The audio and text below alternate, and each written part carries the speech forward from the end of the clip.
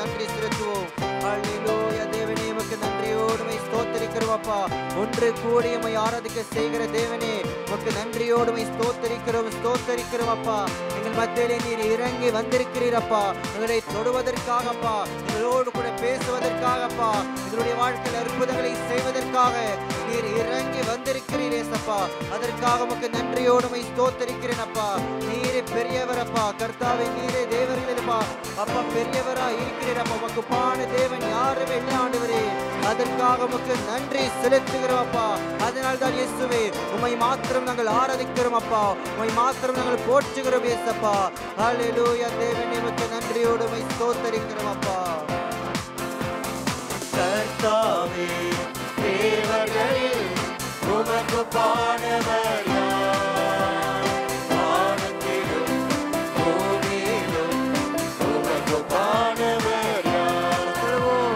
கர்த்தாவே தேவர்களில் உமக்கு பாடுவர் யார்?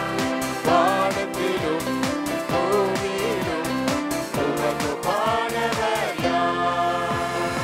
உமக்கு பாடுவர் யார்? உமக்கு பாடுவர் யார்? உமக்கு பாடுவர் யார்? உமக்கு பாடுவர் யார்?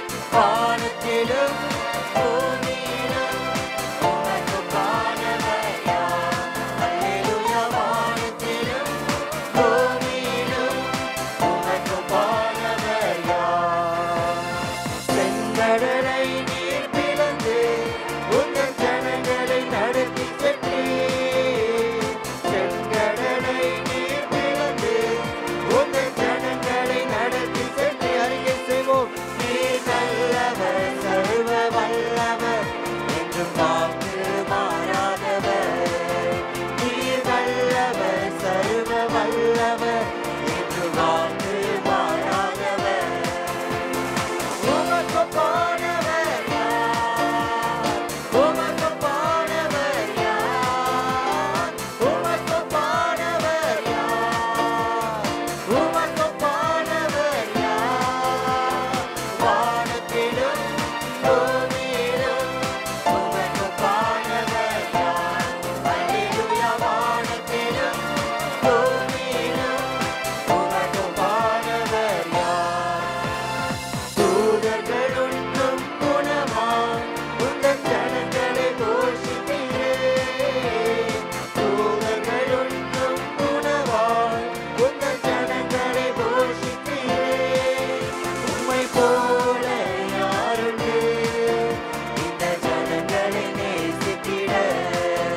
உம்மை போல யாருண்டு இந்த ஜனங்களை நேசித்திட? உமக்கு பாடுவர் யார்? உமக்கு பாடுவர் யார்? உமக்கு பாடுவர் யார்? உமக்கு பாடுவர் யார்? வானத்திலும் பூமியிலும் உமக்கு பாடுவர் யார்? அல்லேலூயா. வானத்திலும் பூமியிலும் உமக்கு பாடுவர் யார்?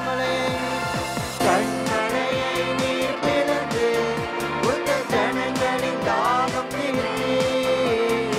கண்மலையை நீர் பிளந்து உங்கள் ஜனங்களின் தாகம் தீர்த்தீர்.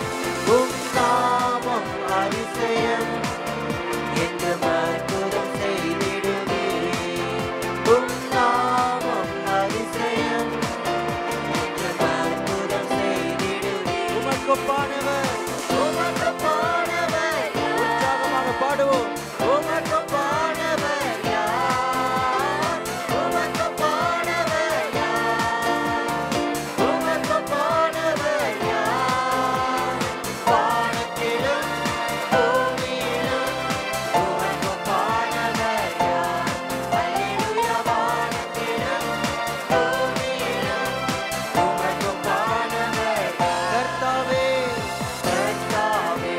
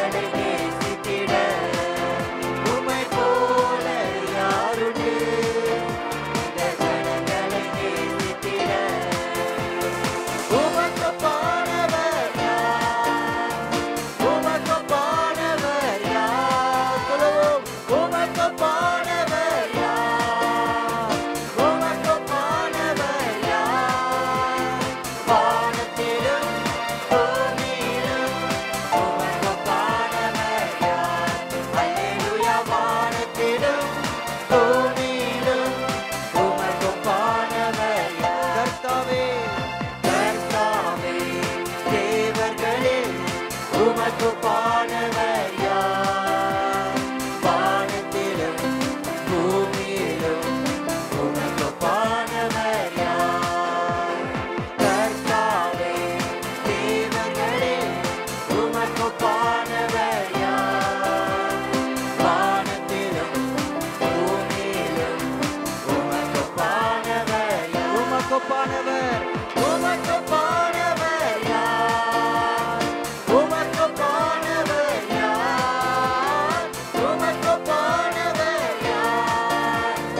உமக்கு பானவர் யார்? வானத்திலும் பூமியிலும் உமக்கு பானவர் யார்? அல்லேலூயா. வானத்திலும் பூமியிலும் உமக்கு பானவர் யார்? அல்லேலூயா. வானத்திலும் பூமியிலும் உமக்கு பானவர் யார்? அல்லேலூயா. வானத்திலும் பூமியிலும் உமக்கு பானவர் யார்? கரங்களை கட்டிக்கொண்டு தேவனுக்கு நன்றி செலுத்துவோம். நம்முடைய தேவனை போல வேறு எந்த தேவனும் இல்லை. அதற்காக தேவனுக்கு நன்றி சொல்லுங்க. அவர் தான் வானத்தையும் பூமியையும் உண்டாக்கின சர்வ வல்லமையுள்ள தேவன். அவர் ஒப்பான தேவன் யாருமே இல்லை. அல்லேலூயா. தேவனே உமக்கு நன்றியோடு வை ஸ்தோத்தரிக்கிறோம் ஸ்தோத்தரிக்கிறோம் அப்பா. எங்கள் தேவனே கர்த்தாதி கர்த்தாவே, உம்மை போல வேறொரு தேவன் இல்லை ஆண்டவரே. உம்மை அல்லாமல் வேறொரு தேவன் இல்லை ஏசப்பா. அதனால் தான் இயேசுவை உம்மை ஆராதிக்கிறோம். அதனால் தான் உம்மை புகழ்கின்றோம் ஆண்டவரே.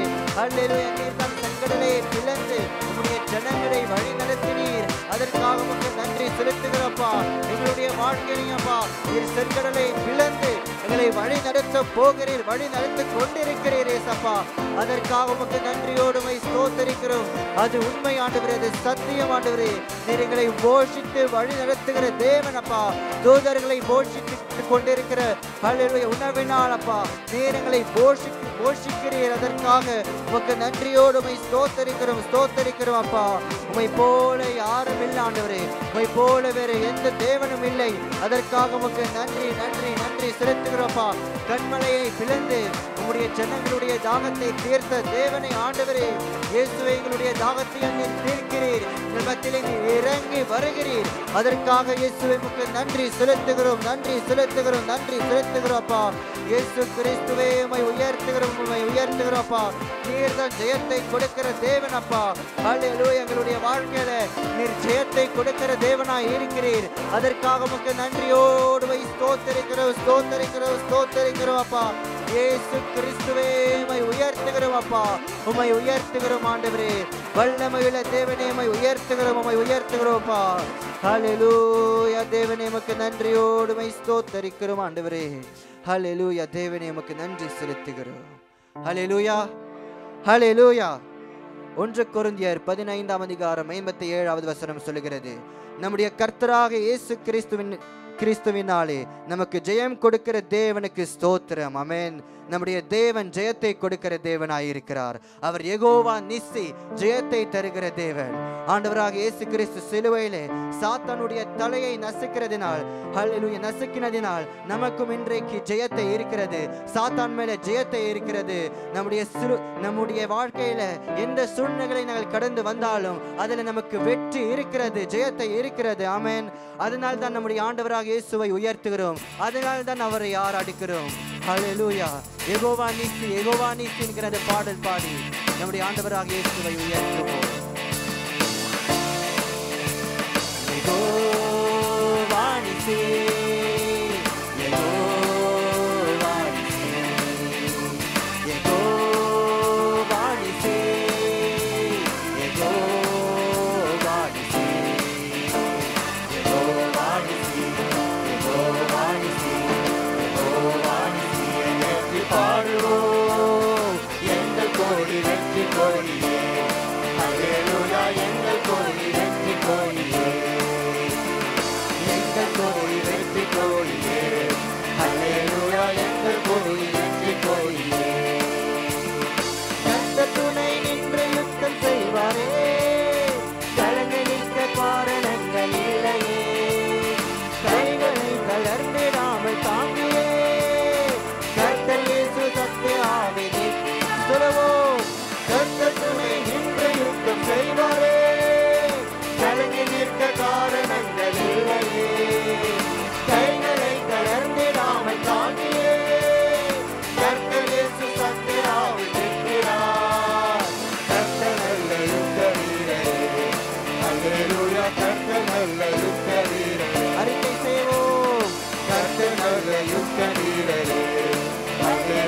கர்த்தர் நல்ல யுத்த வீரரே. யெகோவா நிசி, யெகோவா நிசி, யெகோவா நிசி, யெகோவா நிசி. ஏற்றி பாடுவோம் எங்கள் கோடி வெற்றி கோடியே. அல்லேலூயா எங்கள் கோடி வெற்றி கோடியே. எங்கள் கொடி, எங்கள் கோடி வெற்றி கோடியே. அல்லேலூயா எங்கள் கோடி வெற்றி கோடியே. ஆவியில் நிறைந்த ஜெபம் செய்வோமே, ஆயிரங்கள் அணிந்த ஜெபம் செய்வோமே. ஆர்ப்பரித்து அழுந்த மகை செல்வோமே, ஆவிகளின் சேனைகளில் செல்வோமே. ஆவியில் நிறைந்த ஜெபம் செய்வோமே, ஆயிரங்கள் அணிந்த ஜெபம் செல்வோமே. ஆர்ப்பரித்து அழுந்த மகை செல்வோமே, ஆவிகளின் சேனைகளில் செல்வோமே. கொடிகள் என்றும் பணிகள் அல்லவா, அல்லேலூயா கொடிகள் என்றும் பணிகள் அல்லவா. சொல்லுவோம். கொடிகள் என்றும் பணிகள் அல்லவா, அல்லேலூயா கொடிகள் என்றும் பணிகள் அல்லவா. யெகோவா நிசி, யெகோவா நிசி, யெகோவா நிசி.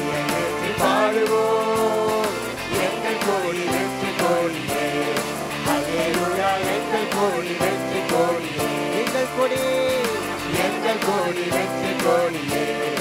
அல்லேலூயா எங்கள் கோடி வெற்றி கோடியே. நமக்கிருக்கும் இந்த பலன் போதுமே, நாங்கள் இயேசு அனுப்புவதால் போகுமே. பட்டயமோ புயலமோ தேவையா, பரமதேவ ஆவி நம்மில் இருப்பதால்.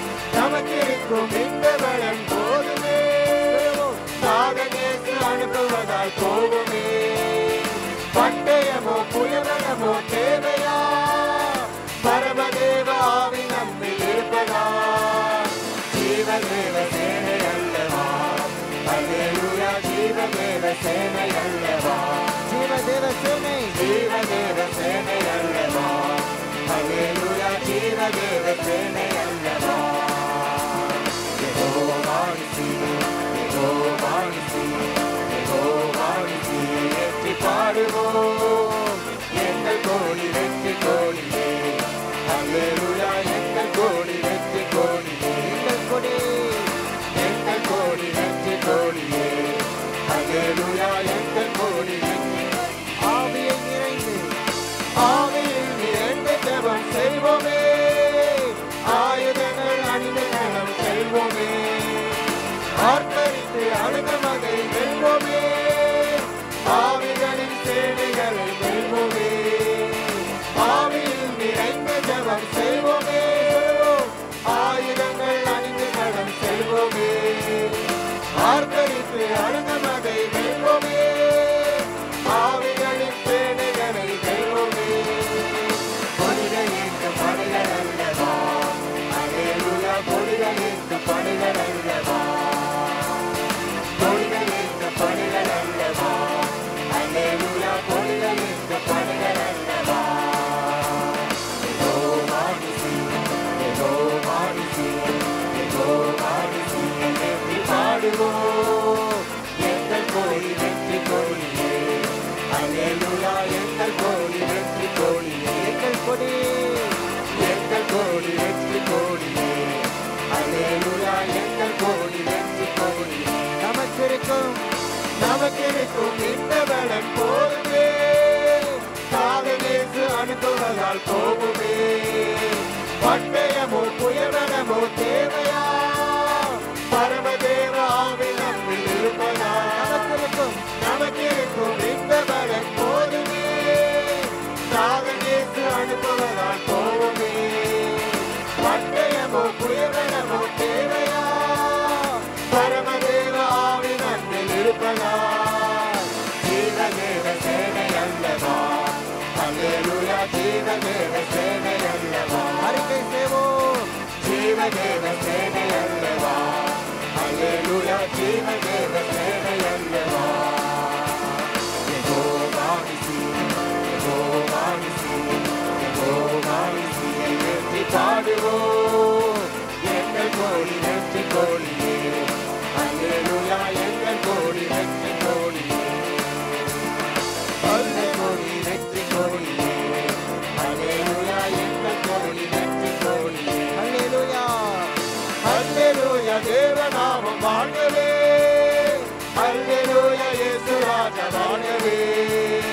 அல்லேலூயா ஆவி புகழ் ஓங்கவே அல்லேலூயா தேவ பாடி வைகவே அல்லேலூயா தேவ நாமம் வாழ்கவே அல்லேலூயா இயேசு ராஜா வாழ்கவே அல்லேலூயா ஆவி புகழ் ஓங்கவே அல்லேலூயா தேவ பாடி வைகவே வாழ்க வாழ்க வாழ்க வாழ்கவே அல்லேலூயா வாழ்க வாழ்க வாழ்க வாழ்கவே வாழ்க வாழ்க வாழ்க வாழ்கவே அல்லேலூயா வாழ்க வாழ்க வாழ்க வாழ்கவே வாணிசி என்று பாடுவோம் எங்கள் கோயில் வெற்றி கோயிலே அல்லேலூயா எங்கள் கோயில் வெற்றி கோயிலே சொல்லுவோம் எங்கள் கோயில் வெற்றி கோயிலே அல்லேலூயா எங்கள் கோயில் வெற்றி கோயிலே யெகோவானிசி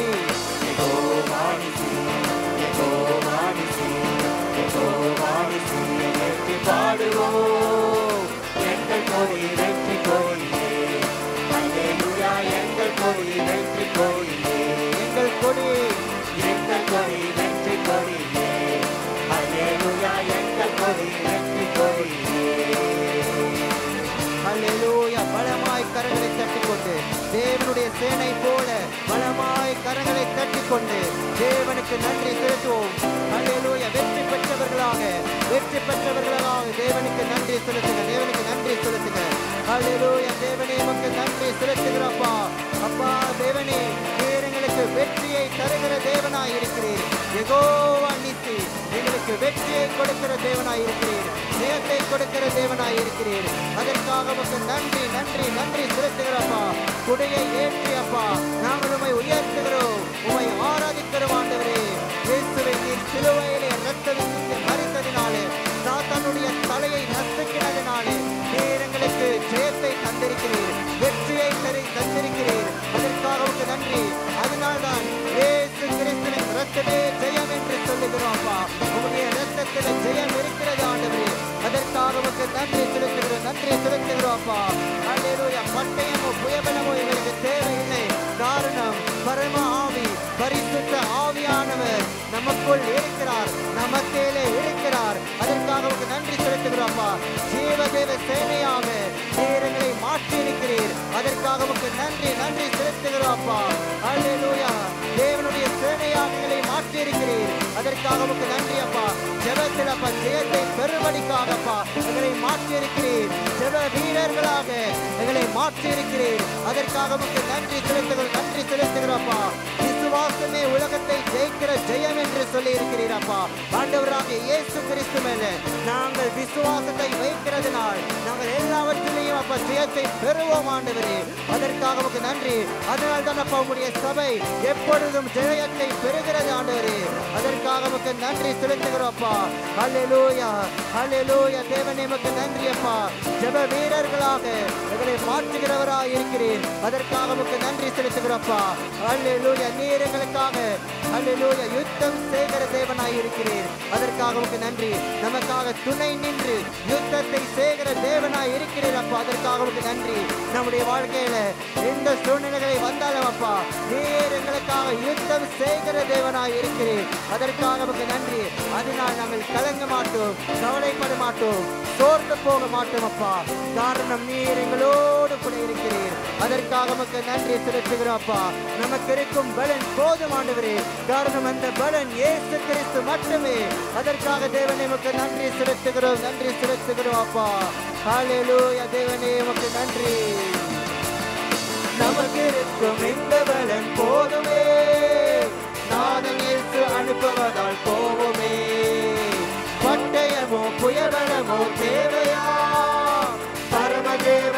ஆவி நன்றி அறிக்கை செய்வோம் நமக்கு இருக்கும் இந்த பலன் போதுமே நாதன் இயேசு அனுப்புவதால் போகுமே பட்டயமோ புயபலமோ தேவையா பரமதேவ ஆவி நன்றி இருப்பதா ஜீவதேவ சேனை அல்லவா அல்லேலூயா ஜீவதேவ சேனை அல்லவா சொல்லுவோம் ஜீவதேவ சேனை அல்லவா அல்லேலூயா ஜீவதேவ சேனை ஜீவதேவ சேனை அல்லவா. அல்லேலூயா ஜீவதேவ சேனை அல்லவா. நாங்கள் தேவனுடைய சேனையா இருக்கிறோம். ஜீவதேவ சேனை அல்லவா. அல்லேலூயா ஜீவதேவ சேனை அல்லவா. யெகோவா நிசி, யெகோவா நிசி, யெகோவா நிசி, யெகோவா நிசி. வெற்றி பாடுவோம் எங்கள் கொடி வெற்றி கொடியே. அல்லேலூயா எங்கள் கொடி வெற்றி கொடியே. எங்கள் கொடி வெற்றி கொடியே. அல்லேலூயா எங்கள் கொடி வெற்றி கொடியே. ஆவியில் நிறைந்த ஜெபம் செய்வோமே. ஆயுதங்கள் அணிந்த ஜெபம் செல்வோமே. ஆர்ப்பரித்து அழகமதை வெல்வோமே. ஆவிகளின் சேவைகளை வெல்வோமே.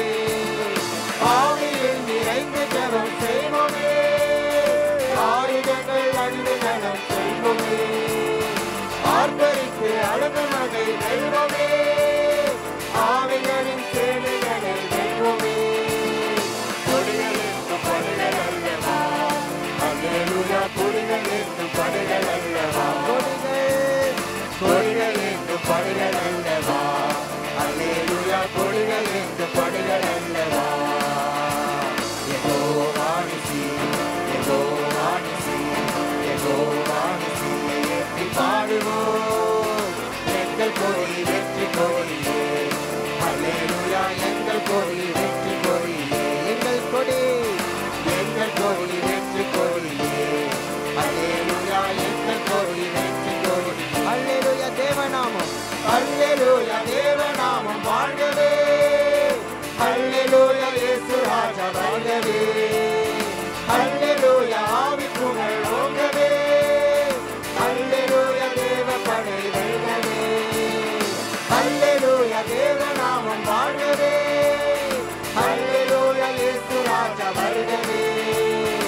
அல்லேலூயா ஆவி புகழ் ஓங்கவே. அல்லேலூயா தேவ படை வெல்கவே. வாழ்க வாழ்க வாழ்க வாழ்கவே. அல்லேலூயா வாழ்க வாழ்க வாழ்க வாழ்கவே. வாழ்க வாழ்க வாழ்க வாழ்கவே. அல்லேலூயா வாழ்க வாழ்க வாழ்க வாழ்கவே. யெகோவா நிசி, யெகோவா நிசி, யெகோவா நிசி.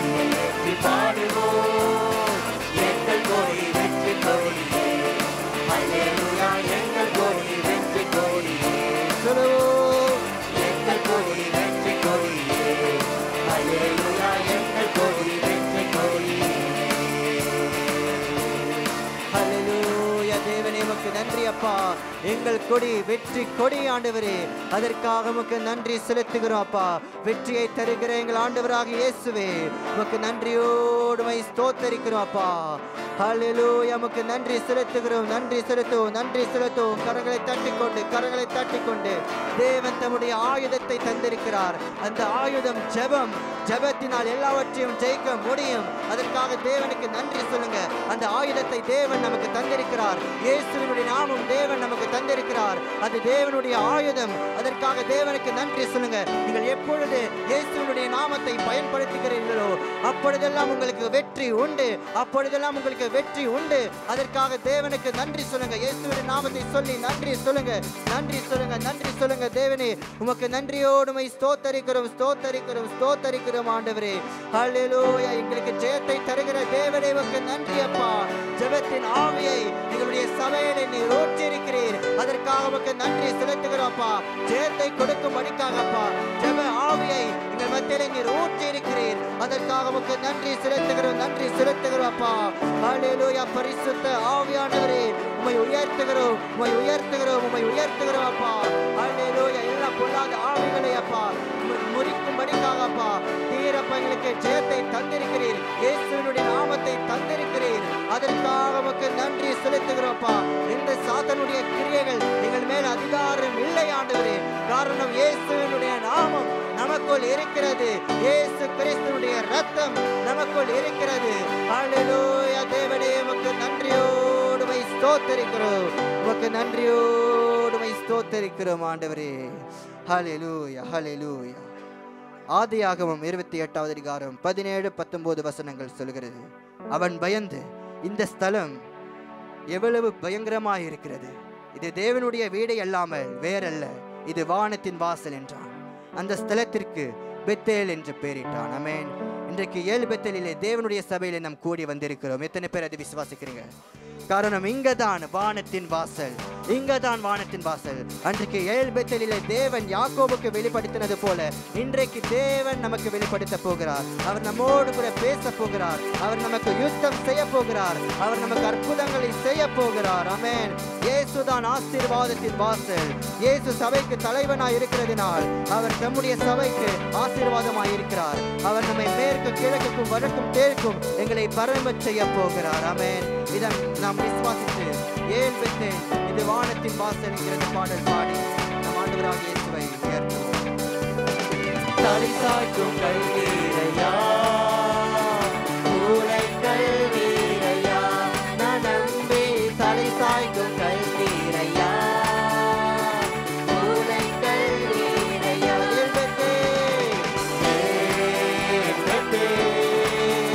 இது வானத்தின் வாசல்,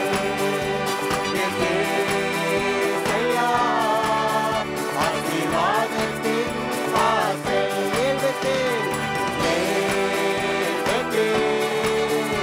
இது வானத்தின் வாசல்,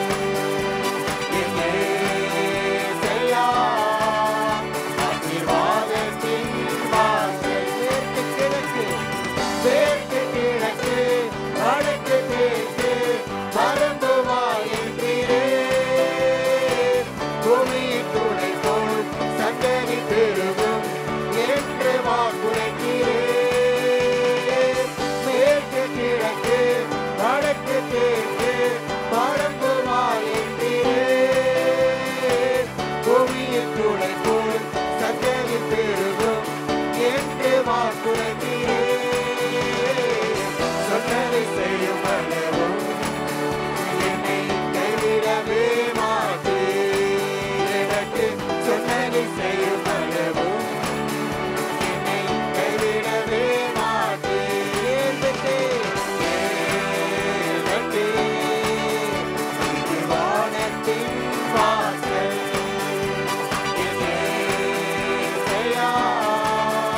ஆசீர்வாதத்தின் வாசல்.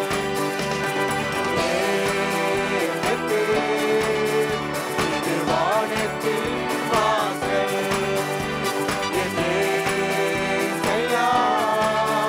ஆசீர்வாதத்தின் வாசல்.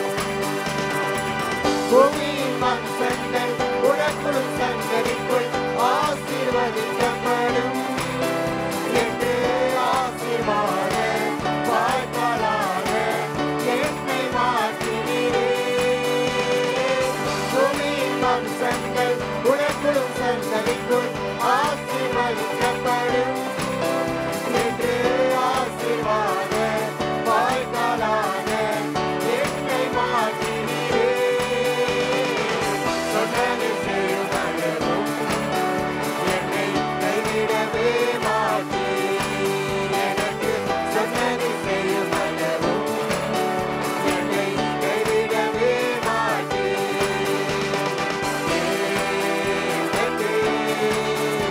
இது வானத்தின் வாசல்,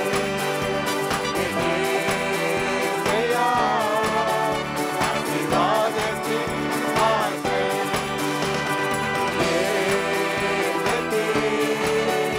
இது வானத்தின் வாசல்,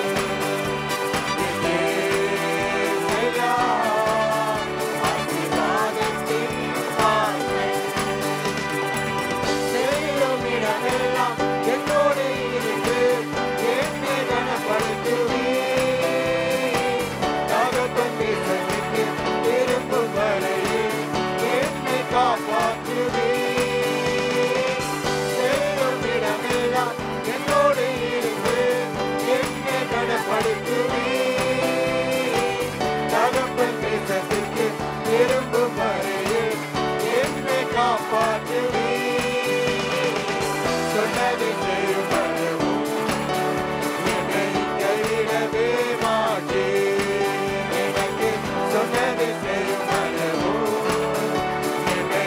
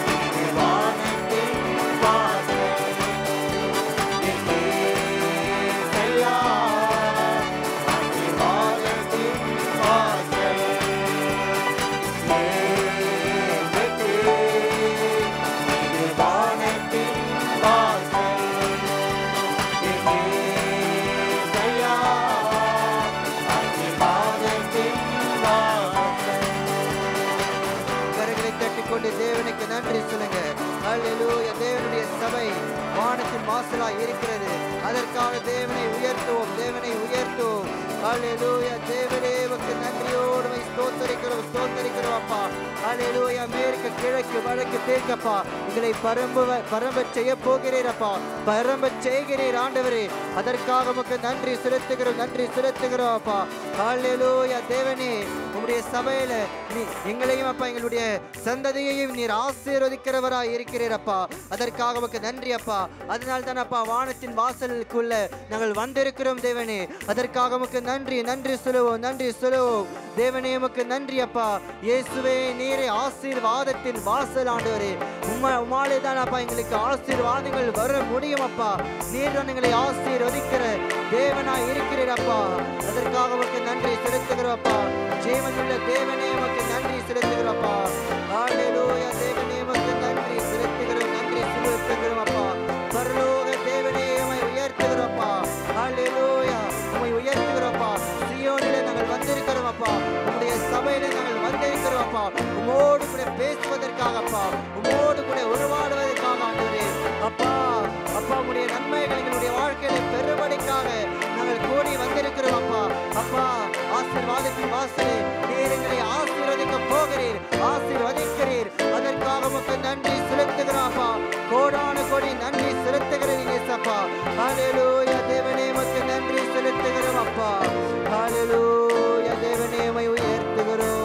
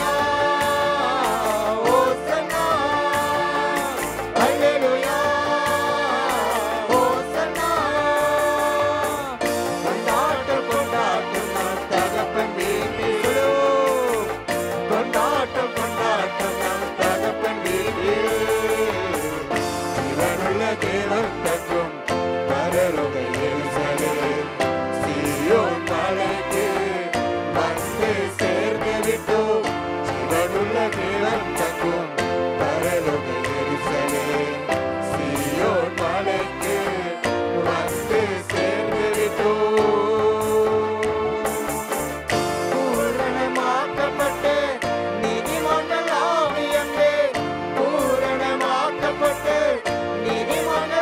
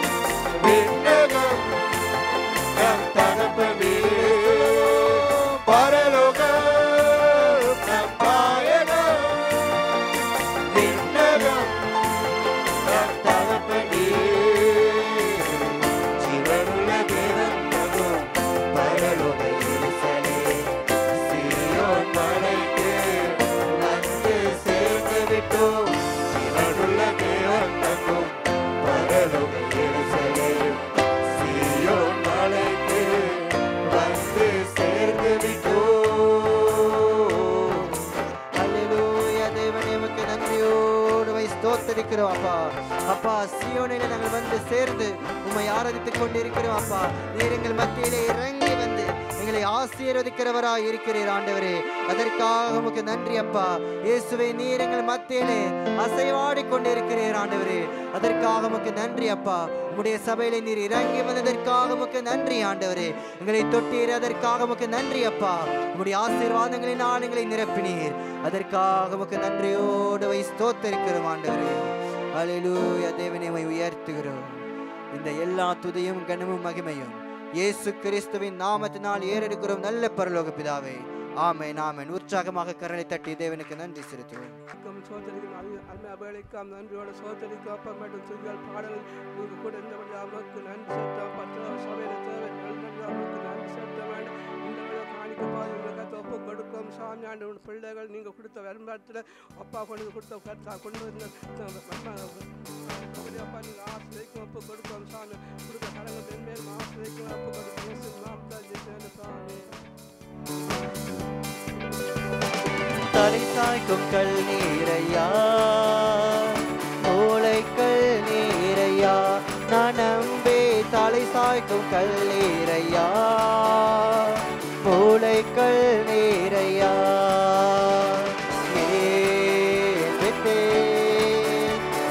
வானத்தின் வாசல் ஏசையா, ஆசீர்வாதத்தின் வாசல் கேள்வித்தேர், இது வானத்தின் வாசல் ஏசையா, ஆசீர்வாதத்தின் வாசல். எடுக்கப்பட்ட காணிக்கை உனக்கு ஒப்பு கொடுக்கும் சாமி ஆசிரியக்கும் ஆண்டு கொடுத்த கடன் ஒவ்வொரு மென்மேலும் ஆசிரியக்கு ஒப்பு கொடுக்கும் ஒரு பிள்ளை சாமி ஆண்டு அப்போ ஈசாக்க நீங்கள் ஆசிரியத்து அப்போ அந்த பிள்ளை ஒவ்வொரு அப்போ வருவங்களை ஆசிரியத்து பெருக பண்ணி கடன் கொடுப்ப கடன் நாங்கள் வாக்கு தந்தபடியாக ஒவ்வொரு பிள்ளையை நீங்கள் ஆசிரியத்து விழிச்செடு பண்ணும்படியாக ஒப்பு கொடு இயேசு நாமத்தை ஜெயிக்கிற சாமி. கர்த்தருக்கே மகிமை உண்டாவதாக. எல்லோரும் ஏந்திருப்போமாக. சில விண்ணப்பங்களுக்காக ஜெபிக்க போகிறோம்.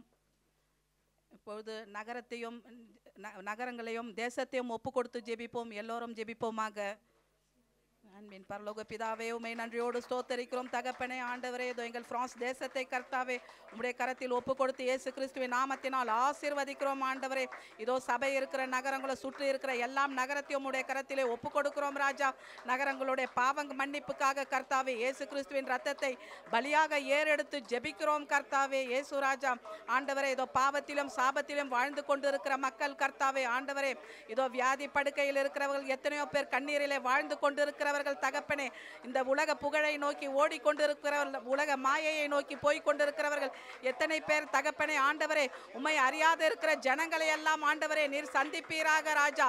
நீரே ஒரே தேவன் என்று வானத்துக்கும் பூமிக்கும் சகல அதிகாரம் படைத்த தேவன் நீர் ஒருவரே என்று கர்த்தாவே இந்த ஜனங்களை எல்லாம் சந்திப்பீராக ராஜா. கர்த்தாவே, இதோ எங்கள் சபையில் இருந்தும் ட்ராக்ஸ் போய் கொடுக்கும் போதும் கர்த்தாவே ஆண்டவரே, அந்த கொடுக்கிற ஜனங்களை எல்லாம் நீர் சந்திப்பீராக ராஜா. அதன் உள்ள வார்த்தைகளை அவர்கள் படிக்கும்பாறு செய்வீராக தகப்பனே. அவர்கள் இருதயங்கள் தொடப்படுவதாக ராஜா. கர்த்தாவே, எல்லோருடைய பாவங்கள் மன்னிக்கப்படுவதாக, சாபத்தில் இருந்து விடுதலை உண்டாவதாக ராஜா. ஆண்டவரே, இந்த அற்பமான வாழ்க்கை உலக வாழ்க்கையை எண்ணி ஓடிக்கொண்டிருக்கிறார்கள் தகப்பனே. ஆண்டவரே, நீர் ஒவ்வொருவருக்கும் எத்தனை அற்புதங்களை செய்ய காத்து கொண்டிருக்கிறீர் தகப்பனே. உம்மை அறியாத போகிற மக்களை எல்லாம் ஆண்டவரே நீர் இவர்களை எல்லாம் சந்திப்பீராக ராஜா. கொண்டு வந்த ஆண்டவரே, இதோ சபை தண்ணிலை கொண்டு வந்து சேர்ப்பீராக ராஜா. ஆண்டவரே, இதோ இந்த நகரம் முழுவதும் கர்த்தாவே ஆண்டவரே, இந்த ஜனங்கள் ஆண்டவரே இவர்களை எல்லாம் சந்திப்பீராக தகப்பனே. ஆண்டவரே, இவர்கள் பாவங்களை எல்லாம் மன்னித்து மனம் திரும்புதல் உண்டு பண்ணி கர்த்தாவே இதோ ரட்சிக்கப்படுற ஆத்துமாக்களை கொண்டு வந்து சேர்ப்பீராக ஆண்டவரே. இடதுபுறமும் வலதுபுறமும் கூட்டம் கூட்டமாக ஜனங்கள் பெருகும்படியாக கர்த்தாவே சபைகளை ஆண்டவரை கொண்டு வந்து சேர்ப்பீராக.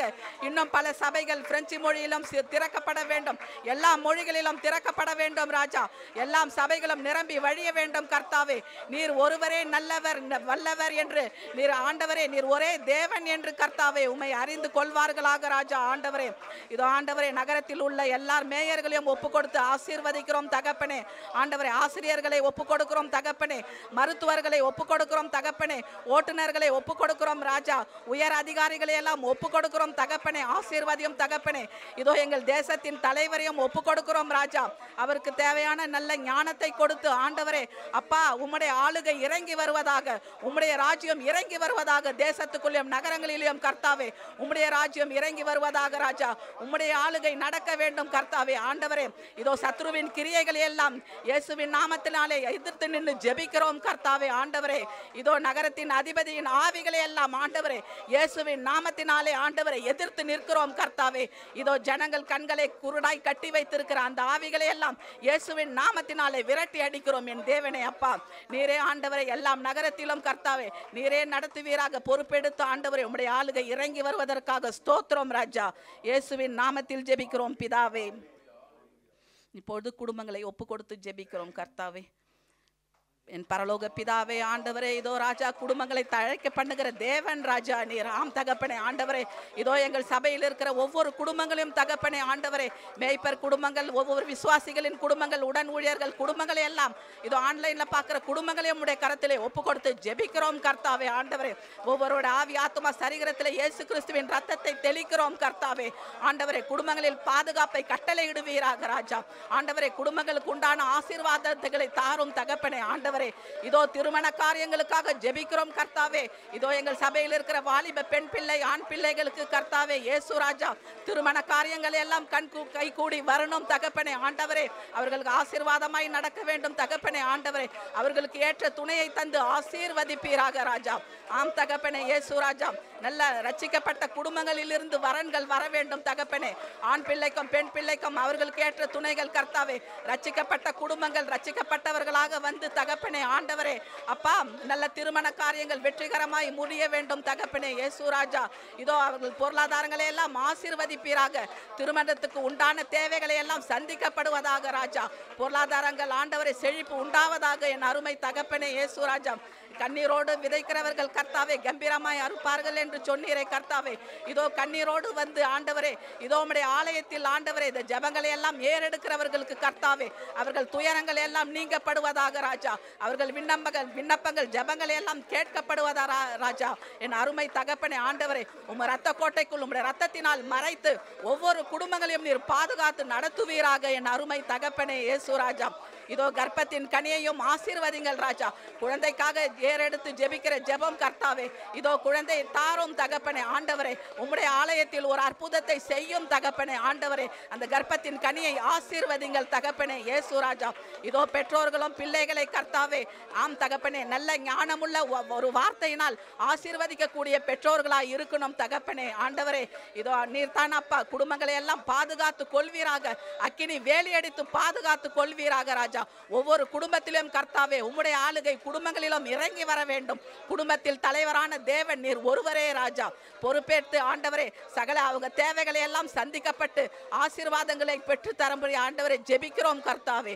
இயேசுவின் நாமத்தில் ஜெபிக்கிறோம் பிதாவே, ஆமென். இப்போது சரிகிற ஆரோக்கியத்துக்காக ஜெபிக்கிறோம். இதோ அன்பு பரலோக பிதாவே உம்மை நன்றியோடு ஸ்தோத்தரிக்கிறோம் தகப்பனே. அப்பா ஸ்தோத்திரம் அப்பா ஆண்டவரே. இதோ எங்கள் சபையில் இருக்கிற ஆண்டவரே சிறு குழந்தைகளில் இருந்து பெரியவர்கள் வரையிலும் உம்முடைய கரத்திலே ஒப்பு கொடுத்து ஜெபிக்கிறோம் கர்த்தாவே ஆண்டவரே. இதோ உச்சம் தலையில இந்த உள்ளங்கால் வரையிலும் கர்த்தாவே உம்முடைய வல்லமையான ரத்தம் பாய்ந்து வருவதாக ராஜா. ஆண்டவரே சரீரத்தில் இருக்கிற வலி வேதனைகள் வியாதிகள் நோய்கள் எல்லாம் விலகி ஓடுவதாக ராஜா. உம்முடைய ரத்தத்தினால் கழுவப்பட்டு கர்த்தாவே சுகம் உண்டாவதாக ராஜா. ஆண்டவரே நீர் ஏற்கனவே சிலுவை எங்கள் நோய்கள் வியாதிகளை எல்லாம் சுமந்து தீர்த்து விட்டீரே ராஜா. இதோ பாவத்துக்கு செத்து நீதிக்கு பிழைத்திருக்கிறோம் ராஜா. ஒருவரையும் வியாதிகள் நோய்கள் அண்டக்கூடாது ராஜா. ஆம் உம் ரத்தத்தினால் மூடி ஒவ்வொருவரையும் ஆண்டவரே ஒவ்வொரு ஆர்கான்களும் தொடப்படுவதாக ராஜா. புதுப்பிப்பீராக ஆர்கான்களை எல்லாம் புதுப்பிப்பீராக ராஜா. ஒரு புது தம்பையும் பலத்தையும் கொடுப்பீராக ராஜா. தெய்வீக பலன் இறங்க வேண்டும் தகப்பனே. தெய்வீக பூரண சுகம் இறங்க வேண்டும் தகப்பனே ஆண்டவரே. அப்பா நோய்கள் வியாதிகள் என்று ஒருவரும் இதோ உம்முடைய ஆலயத்தில் வரக்கூடாது தகப்பனே. தகப்பனே. எல்லார் நோய்களையும் தீர்க்கிற தேவன் ராஜா. எல்லார் பாவங்களையும் மன்னித்து கர்த்தாவே நோய்களை எல்லாம் குணமாக்குற தேவன் ராஜா. நீர் நல்லவர் அப்பா, சர்வ வல்லமை உள்ள தேவன் அப்பா. ஆம் தகப்பனே, இதோ உம்முடைய தழும்புகளால் நாங்கள் சுகமாகி விட்டோம் என்று அறிக்கை செய்து ஜெபிக்கிறோம் கர்த்தாவே. ஆண்டவரே, ஒருவரும் வியாதி படுக்கையில் இருக்கக்கூடாது என் அருமை இரட்சக ஆண்டவரே. இதோ அன்பு தகப்பனே ஆண்டவரே, இதோ பிரசவத்தையும் கர்த்தாவே ஆண்டவரே நல்ல பலன் தாரும் தகப்பனே. ஆண்டவரே அப்பா, கர்ப்பிணி பெண்ணுக்கு ஆண்டவரே நல்ல சுக பிரசவத்தை தாரும் தகப்பனே. அதுக்கு பெறக்கூடிய அளவுக்கு பலத்தை தாரும் என் அருமை இரட்சகா, என் அருமை தகப்பனே. அதே போல ஒவ்வொருவருக்கும் தகப்பனே ஆண்டவரே உச்சம் தலையிலிருந்து உள்ளங்கால் வரைக்கும் கர்த்தாவே எல்லா வியாதிகளையும் நீக்கி போட்டு கர்த்தாவே, இதோ நாங்கள் சாப்பிடுகிற உணவு எங்கள் அப்பத்தியம் தண்ணீரையும் ஆசீர்வதித்து சரீரத்தில் வியாதிகளை எல்லாம் நீக்கி போடுவீராக ராஜா. மான் கால்களை கொடுத்து போக்கிலும் வரத்திலும் பாதுகாத்து கொண்டு கழுகுக்கு உண்டான பலத்தை தந்து ஆண்டவரே ஒவ்வொருவரையும் நீர் அப்படியே ஆசீர்வதிப்பதற்காக நன்றி ராஜா. நல்ல புது பல சுகம் தந்து தீர்க்காயுசை கொடுத்து ஆசீர்வதிப்பதற்காக நன்றி செலுத்துகிறோம் தகப்பனே. இயேசுவின் நாமத்தில் ஜெபிக்கிறேன் என் ஜீவனுள்ள பிதாவே, ஆமென். கர்த்தருடைய நாமத்திற்கு மகிமை உண்டாகுவதாக. ஒரு வேத பகுதியை நாம் எடுத்து வாசிக்கலாம். மகள் நர்த்தனா முன்னாடி வாசிக்கிறாங்க. யாத்திராகமம் புஸ்தகத்தில் 17வது அதிகாரத்தை எடுத்துக்கொள்ளுங்க. யாத்திராகமம் 17 8 16 வரை உள்ள வசனங்கள். யாத்திராகமம் 17ஆம் அதிகாரம் 8 16. அமேலேக்கியர் வந்து ரெவிதீமிலே இஸ்ரவேலரோடே யுத்தம் பண்ணினார்கள். அப்பொழுது மோசே யோசுவாவை நோக்கி, நீ நமக்காக மனிதரை தெரிந்து கொண்டு புறப்பட்டு அமலேக்கோடே யுத்தம் பண்ணு. நாளைக்கு நான் மலை உச்சியில் தேவனுடைய கோலை என் கையில் பிடித்து கொண்டு நிற்பேன் என்றான். யோசுவா தனக்கு மோசே சொன்னபடியே செய்து அமலேக்கோடே யுத்தம் பண்ணினான். மோசேயும் ஆரோனும் ஊர் என்பவனும் மலை உச்சியில் ஏறினார்கள். மோசே தன் கையை ஏறெடுத்திருக்கையில் இஸ்ரவேலர் மேற்கொண்டார்கள். அவன் தன் கையை தாழ விடுகையில் அமலேக்கு மேற்கொண்டான். மோசேயின் கைகள் அசந்து போயிட்டு. அப்பொழுது அவர்கள் ஒரு கல்லை கொண்டு வந்து அவன் கீழே வைத்தார்கள். அதன் மேல் உட்கார்ந்தான். ஆரோனும் ஊரும் ஒருவன் ஒரு பக்கத்திலும் ஒருவன் மறு பக்கத்திலும் இருந்து அவன் கைகளை தாங்கினார்கள். இவ்விதமாய் அவன் கைகள் சூரியன் அஸ்தமிக்கும் வரைக்கும் ஒரே நிலையாய் இருந்தது. யோசுவா அமலேக்கையும் அவன் ஜனங்களையும் பட்டய கரைக்கினாலே முறியடித்தான்.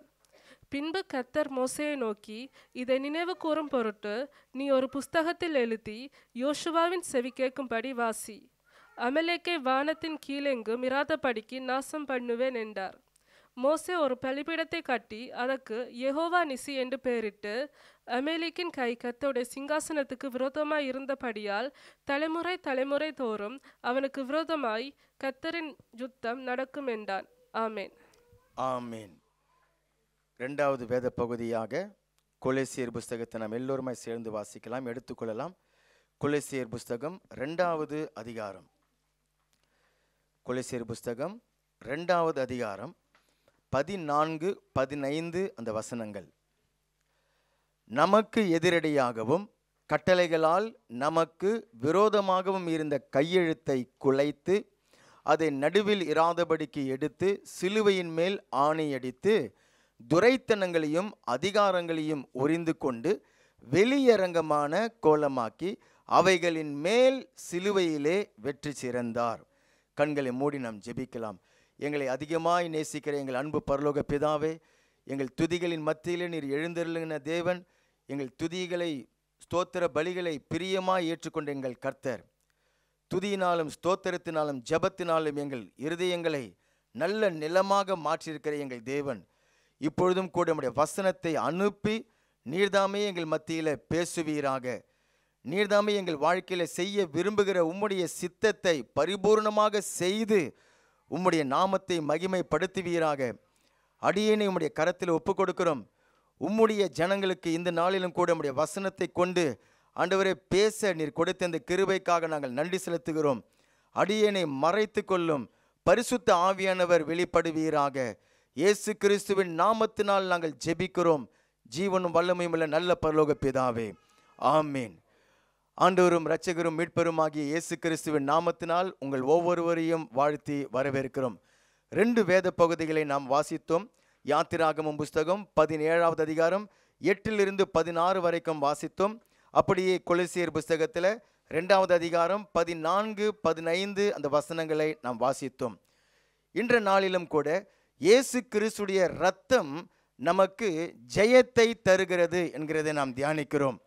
இயேசு கிறிஸ்து இரத்தம் சிந்தினபடியினால நாமும் ஒரு வெற்றியான வாழ்க்கை வாழும்படிக்காக இயேசுடைய இரத்தம் என்னை பலப்படுத்தி விட்டது.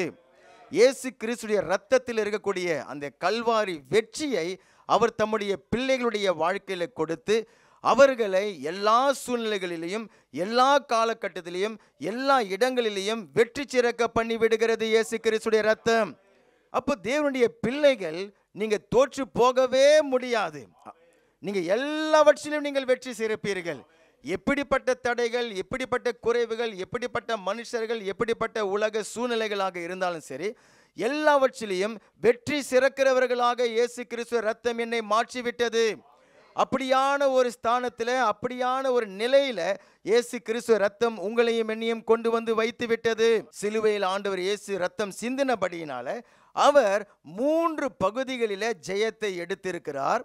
அந்த ஜெயத்தை அவர் எனக்கு கொடுத்திருக்கிறார் அப்படிங்கிறத நம்ம தியானித்து, அதே சமயத்தில் அந்த ஜெயத்தை இஸ்ரவேல் ஜனங்களுடைய அந்த வாழ்க்கையில் அவர் எகிப்திலிருந்து விடுதலையாக்கி கொண்டு வந்த அந்த பிரயாணத்தில் இந்த ஜெயமான வாழ்க்கையை அவர்கள் வாழும்படிக்காக தேவன் கற்றுக் கொடுத்திருக்கிறார்.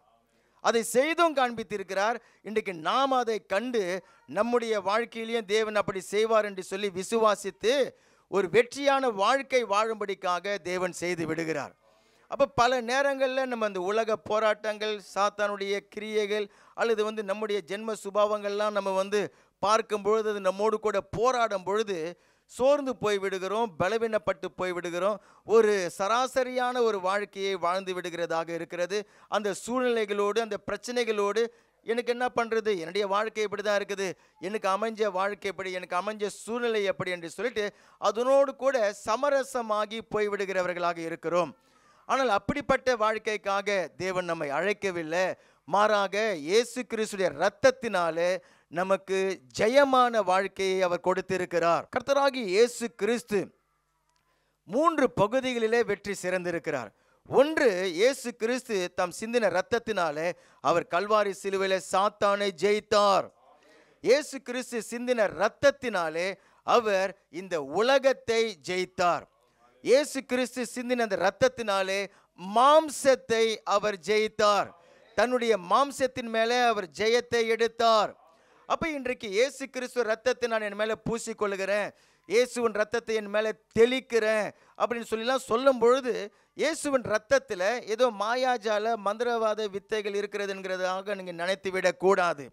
மாறாக இயேசு கிறிஸ்து இரத்தம் சிந்தப்பட்டபடியினால அந்த இரத்தம் என்னென்னலாம் செய்து முடித்திருக்கிறது அதை நான் சத்தியத்திலிருந்து அறிந்து இருதயத்தில் விசுவாசித்து வாயினால நான் அறிக்கை செய்ய அந்த ஜெயமான வாழ்க்கை நம்முடைய வாழ்க்கையில வந்து விடுகிறது. ஆமேன். அப்ப சொல்லுவாங்க, வாயுள்ள பிள்ளை பிழைத்து கொள்ளுன்னு சொல்லிட்டு உலக பிரகாரமாக சொல்லுவாங்க. கிறிஸ்தவமே எப்படிப்பட்டதுன்னு சொன்னாக்கா, Christianity is a faith confession. Amen. கிறிஸ்தவம் என்கிறது ஒரு விசுவாச அறிக்கை. கிறிஸ்தவம் என்கிறதே ஒரு விசுவாச அறிக்கை தான். கிறிஸ்தவம் என்கிறதே விசுவாச அறிக்கையின் பெயரில் தான் கட்டப்பட்டிருக்கிறது. என்ன அறிக்கையின் பெயரில் கட்டப்பட்டிருக்கிறதுனாக்கா, இயேசு தான் தேவனுடைய குமாரன், அவர் எனக்காக மரித்தார், 3வது நாள் உயிர்த்தெழுந்தார். இதை விசுவாசித்து அறிக்கை செய்கிறது தான் கிறிஸ்தவம். இந்த கற்பாறையின் மேலே தான் தேவன் தம்முடைய சபையை கட்டியிருக்கிறார். அப்போ கிறிஸ்தவமே விசுவாசத்தை நீங்கள் அறிக்கை பண்ணுகிறதுல தான் அந்த ஜெயத்தை ஆண்டவர் வைத்திருக்கிறார். அப்போ முதலாவது நம்ம அதை பார்க்கலாம். ஆண்டவராகிய இயேசு கிறிஸ்து சிந்தின இரத்தத்தினால சாத்தானை அவர் ஜெயம் கொண்டாராம். நம்ம வாசித்த அந்த கொலோசியர் 2வது அதிகாரம் 14-15 வசனத்தை மீண்டுமாக வாசிக்கலாம். நமக்கு எதிரடையாகவும் கட்டளைகளால் நமக்கு விரோதமாகவும் இருந்த கையெழுத்தை குலைத்து அதை நடுவில் இராதபடிக்கு எடுத்து சிலுவையின் மேல் ஆணி அடித்து துரைத்தனங்களையும் அதிகாரங்களையும் உரிந்து கொண்டு வெளியரங்கமான கோலமாக்கி அவைகளின் மேல் சிலுவையிலே வெற்றி சிறந்தார். இந்த வசனத்தில் ஆண்டவர் இயேசு கிறிஸ்து கல்வாரி சிலுவையில் சாத்தான் மேலே வெற்றி சிறந்தார் அப்படி என்று சொல்லப்பட்டிருக்கிறது. அப்படி அவர் வெற்றி சிறந்து சாத்தானுடைய தலையை நசுக்கினார் என்று சொல்லி நம்ம அறிந்திருக்கிறோம். தலையை நசுக்கிட்டாருனாக்கா இன்னைக்கு சாத்தான் தலையில்லாமல் சுற்றி கொண்டிருக்கவில்லை. தலை என்கிறது அவனுடைய அதிகாரம், அவனுடைய வல்லமை, அவனுடைய ஆளுகை, அதுதான். அப்போ அவர் சாத்தான் மேலே வெற்றி சிறந்தார் அப்படின்னு சொல்லி சொன்னாக்கா அதை எல்லாம் ஆண்டவராக இயேசு கிறிஸ்து உரிந்து கொண்டார். ஆமீன். தேவன் ஆதாமை ஏவாளை சிருஷ்டித்த அந்த நாளில் அவர்களுக்கு தான், ஆதாமுக்கு தான் தேவன் அந்த பூமியின் மேலே எல்லா விதமான அதிகாரம், ஆளுகை, வல்லமை எல்லாவற்றையும் கொடுத்திருந்தார்.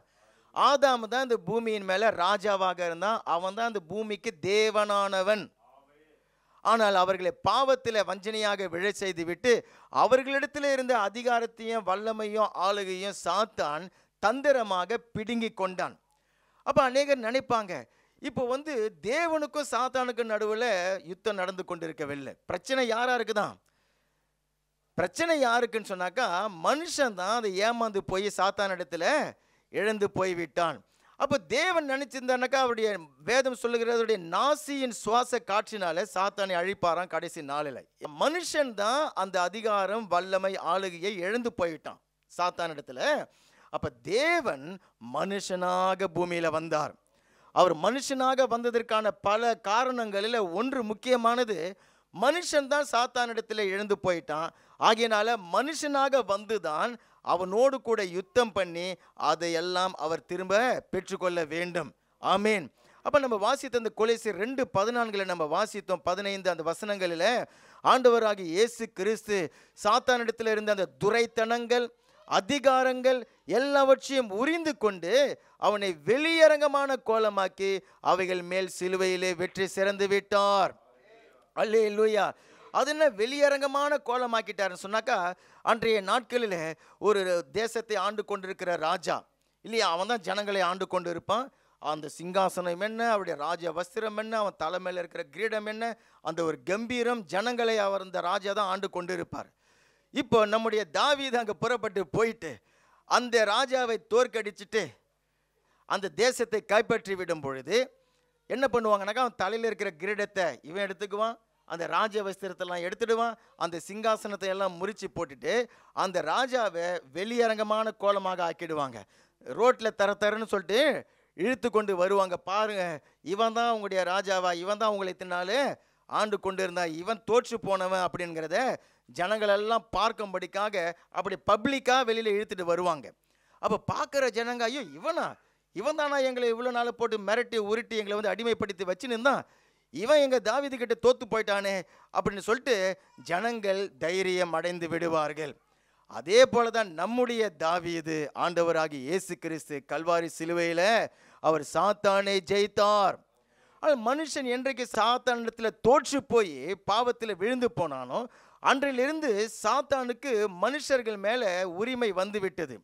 அவர்களை வஞ்சித்து அவங்களை பாவத்தில் விழச் செய்கிறது, அல்லது அவங்க பாவத்தினால மரித்து போகும்பொழுது பாதாளத்தில் ஒரு மனுஷன் இறங்கும் பொழுது பிசாசு என்ன பண்ணிடுறான், அவர்களை மரணத்தின் கட்டுனால கட்டி விடுகிறான்.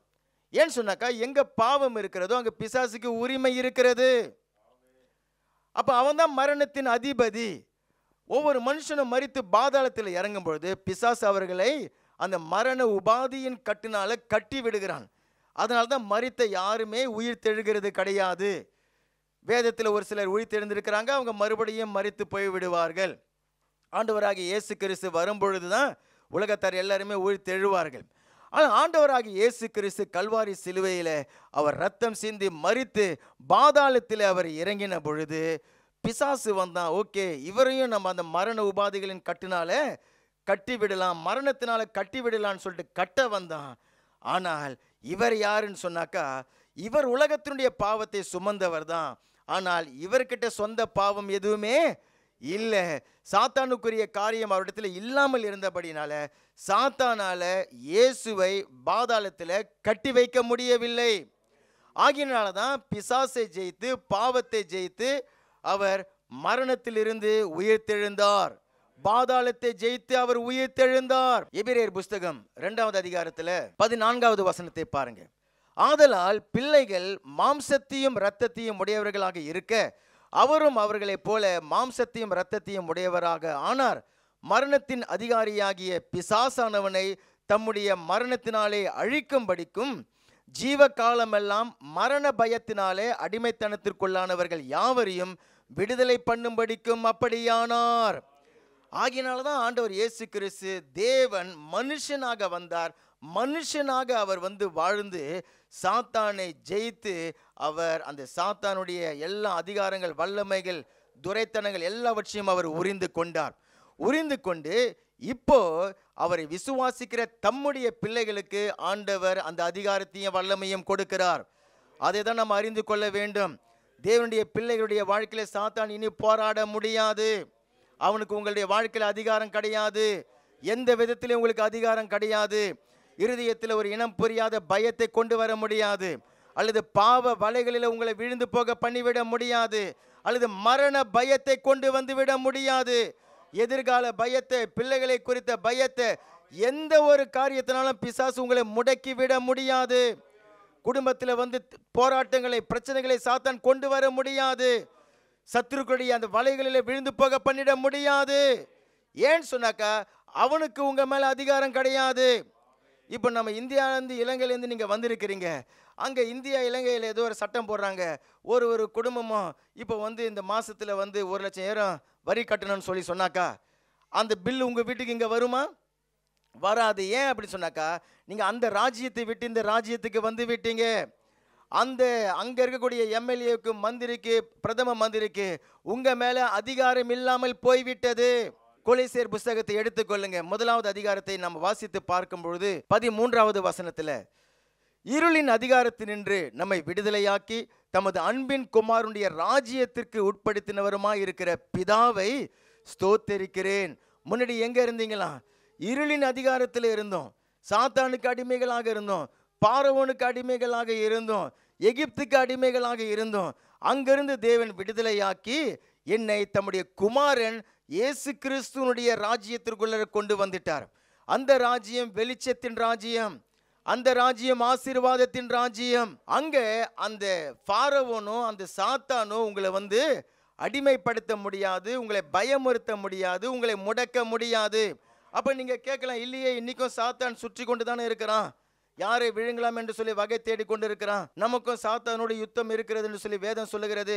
ஒரு சிலரை பிசாசு பிடிச்சிட்டுன்னு சொல்லி ஆடிக்கொண்டு இருக்கிறாங்களே அப்படின்னு சொன்னாக்கா, இந்த சத்தியம் தெரியாமல் இருக்கும் பொழுதுதான் சாத்தான் அவர்களிடத்துல வந்து தன்னை ஒரு பலசாலி போல, தன்னிடத்துல ஆயுதங்கள் இருக்கிறது போல அவன் வஞ்சனையாக ஏமாற்றி அதில் அவர்களை விழுந்து போக பண்ணிவிடுகிறான்.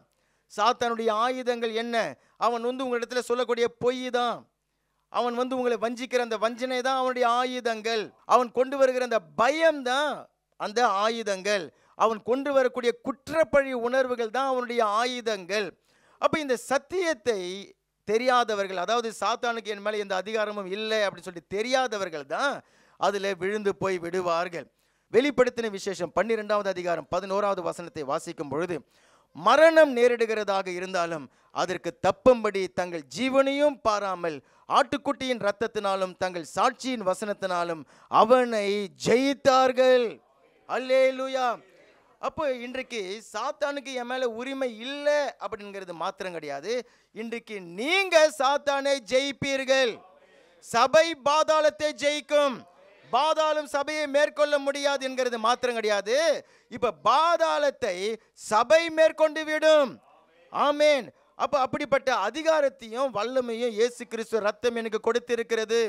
அப்போ உங்களுடைய இருதயத்தில் வந்து குற்றப்பழியை கொண்டு வர செய்து விட முடியாது. நீங்க சொல்லுவீங்க, நான் இயேசுடைய ரத்தத்தினால மீட்கப்பட்டவன், இயேசு கிறிஸ்து ரத்தத்தினால கழுவப்பட்டவன், நான் நீதிமானாக இருக்கிறேன், என் ஆவி ஆத்மா சரீரத்தில் இயேசு கிறிஸ்து ரத்தம் பூசப்பட்டிருக்கிறது, பொல்லாத பிசாசே உனக்கு என் மேல் அதிகாரம் கிடையாது, ஓடிப்போ. குற்ற பழிகளை கொண்டு வர முடியாது, பாவ வழிகள் என்னை விழச் செய்ய முடியாது, எனக்குள்ள பயத்தை கொண்டு வர முடியாது, துக்கம் கவலைகளை எனக்குள்ளாக கொண்டு வர முடியாது, என்னுடைய ஜெப வாழ்க்கையை நீ வந்து தடுக்க முடியாது. இயேசுவின் நாமத்தினால, இயேசுவின் ரத்தத்தினால உன்னை எதிர்த்து நிற்கிறேன் அப்படின்னு சொல்லி கடிந்து கொள்ளும் பொழுது அவன் ஓடியே போய் விடுவான். அந்த வசனத்தில் நீங்க பார்த்தீங்கன்னாக்கா, ஆட்டுக்குட்டியின் ரத்தத்தினாலே சாட்சியின் வசனத்தினாலே அவனை ஜெயித்தார்கள் என்று சொல்லி சொல்லப்பட்டிருக்கிறது. இந்த 3 காரியம் சொல்லப்பட்டிருக்கிறது பாருங்க. ஆட்டுக்குட்டியினுடைய ரத்தம், 2வது வசனம், 3வது என்னுடைய சாட்சி, இல்லையா? ஆட்டுக்குட்டிய ரத்தம் 2000 வருஷத்துக்கு முன்பாக எனக்காக சிந்தப்பட்டு விட்டது. நித்திய மீட்பை உண்டு பண்ணிவிட்டது, விடுதலை எனக்கு கொடுத்து விட்டது. இப்போ வசனம் தான் அதை எனக்கு எடுத்து விளக்கமாக போதிக்கிறது. இயேசுடைய ரத்தம் எப்படி சிலுவையில் வெற்றி சிறந்திருக்கிறது, சாத்தான் தோற்கடிக்கப்பட்டு போனான், அவனுக்கு எந்த ஆயுதமும் கிடையாது அப்படிங்கிறது எல்லாம் வசனம் எனக்கு போதிக்கிறது. இப்போ நான் என்ன பண்ணணும்? அதை இருதயத்தில் நிரப்பி விசுவாசித்து அதை நான் அறிக்கை செய்யும் பொழுது சாத்தான் உங்களை விட்டு ஓடி போய் விடுவான். அப்ப ரத்தம் சிந்தப்பட்டுட்டாக்க போதாது. இயேசு கிறிஸ்து 2000 வருஷத்துக்கு முன்பாக ரத்தம் சிந்தி விட்டால் போதாது, அதை வசனத்தில் எழுதி கொடுத்து விட்டாலும் போதாது, அதை நீங்க விசுவாசிச்சிட்டாலும் போதாது. இப்ப நீங்க உங்க வாயால அதை அறிக்கை செய்ய வேண்டும். அறிக்கை செய்தால்தான் இயேசு கிறிஸ்து ரத்தத்தினாலே அவர் என்னுடைய வியாதிகளை எல்லாம் சுகமாக்கி விட்டார். பொல்லாத பிசாசை நீ கொண்டு வரக்கூடிய வியாதிகளை நான் இயேசுவின் நாமத்தால் எதிர்த்து நிற்கிறேன், இயேசுவின் தழும்புகளால் நான் சுகமானேன் அப்படிங்கிறது நீங்க அறிக்கை செய்தால்தான் இயேசுடைய ரத்தம் எனக்கு அங்கே அந்த விடுதலையை என்னுடைய வாழ்க்கையில கொண்டு வருகிறது. லூக்கா 10வது அதிகாரம் 19வது வசனத்தை பாருங்க. இதோ சர்ப்பங்களையும் தேள்களையும் மிதிக்கவும் சத்துருடைய சகல வல்லமைகளையும் மேற்கொள்ளவும் உங்களுக்கு அதிகாரத்தை கொடுக்கிறேன், ஒன்றும் உங்களை சேதப்படுத்த முடியாது. இந்த அதிகாரத்தை ஆண்டவர் இயேசு கிறிஸ்து ரட்சிக்கப்பட்ட ஒவ்வொரு பிள்ளைகளுக்கும் அவர் கொடுத்திருக்கிறார். அப்போ நீங்க அந்த சிங்கத்தை மேற்கொள்ளுவீங்க, சர்ப்பங்களை மேற்கொள்ளுவீங்க, சத்துருவை மேற்கொள்ளுவீங்க, சாத்தானை மேற்கொள்ளுவீங்க. அவனுக்கு வேதத்தில் எந்த பேர் வைத்திருந்தாலும் எல்லாவற்றையும் நீங்கள் இயேசுவின் நாமத்தினாலே மேற்கொள்ளுவதற்காக இயேசு கிறிஸ்து அதிகாரத்தை கொடுத்திருக்கிறார். அதை நீங்க மிதிப்பீங்க. அப்ப நீங்க சொல்லணும், இயேசுவின் நாமத்தால் உன்னை மிதிக்கிறேன், உன்னை நான் துரத்துகிறேன், உன்னை நான் எதிர்த்து நிற்கிறேன்.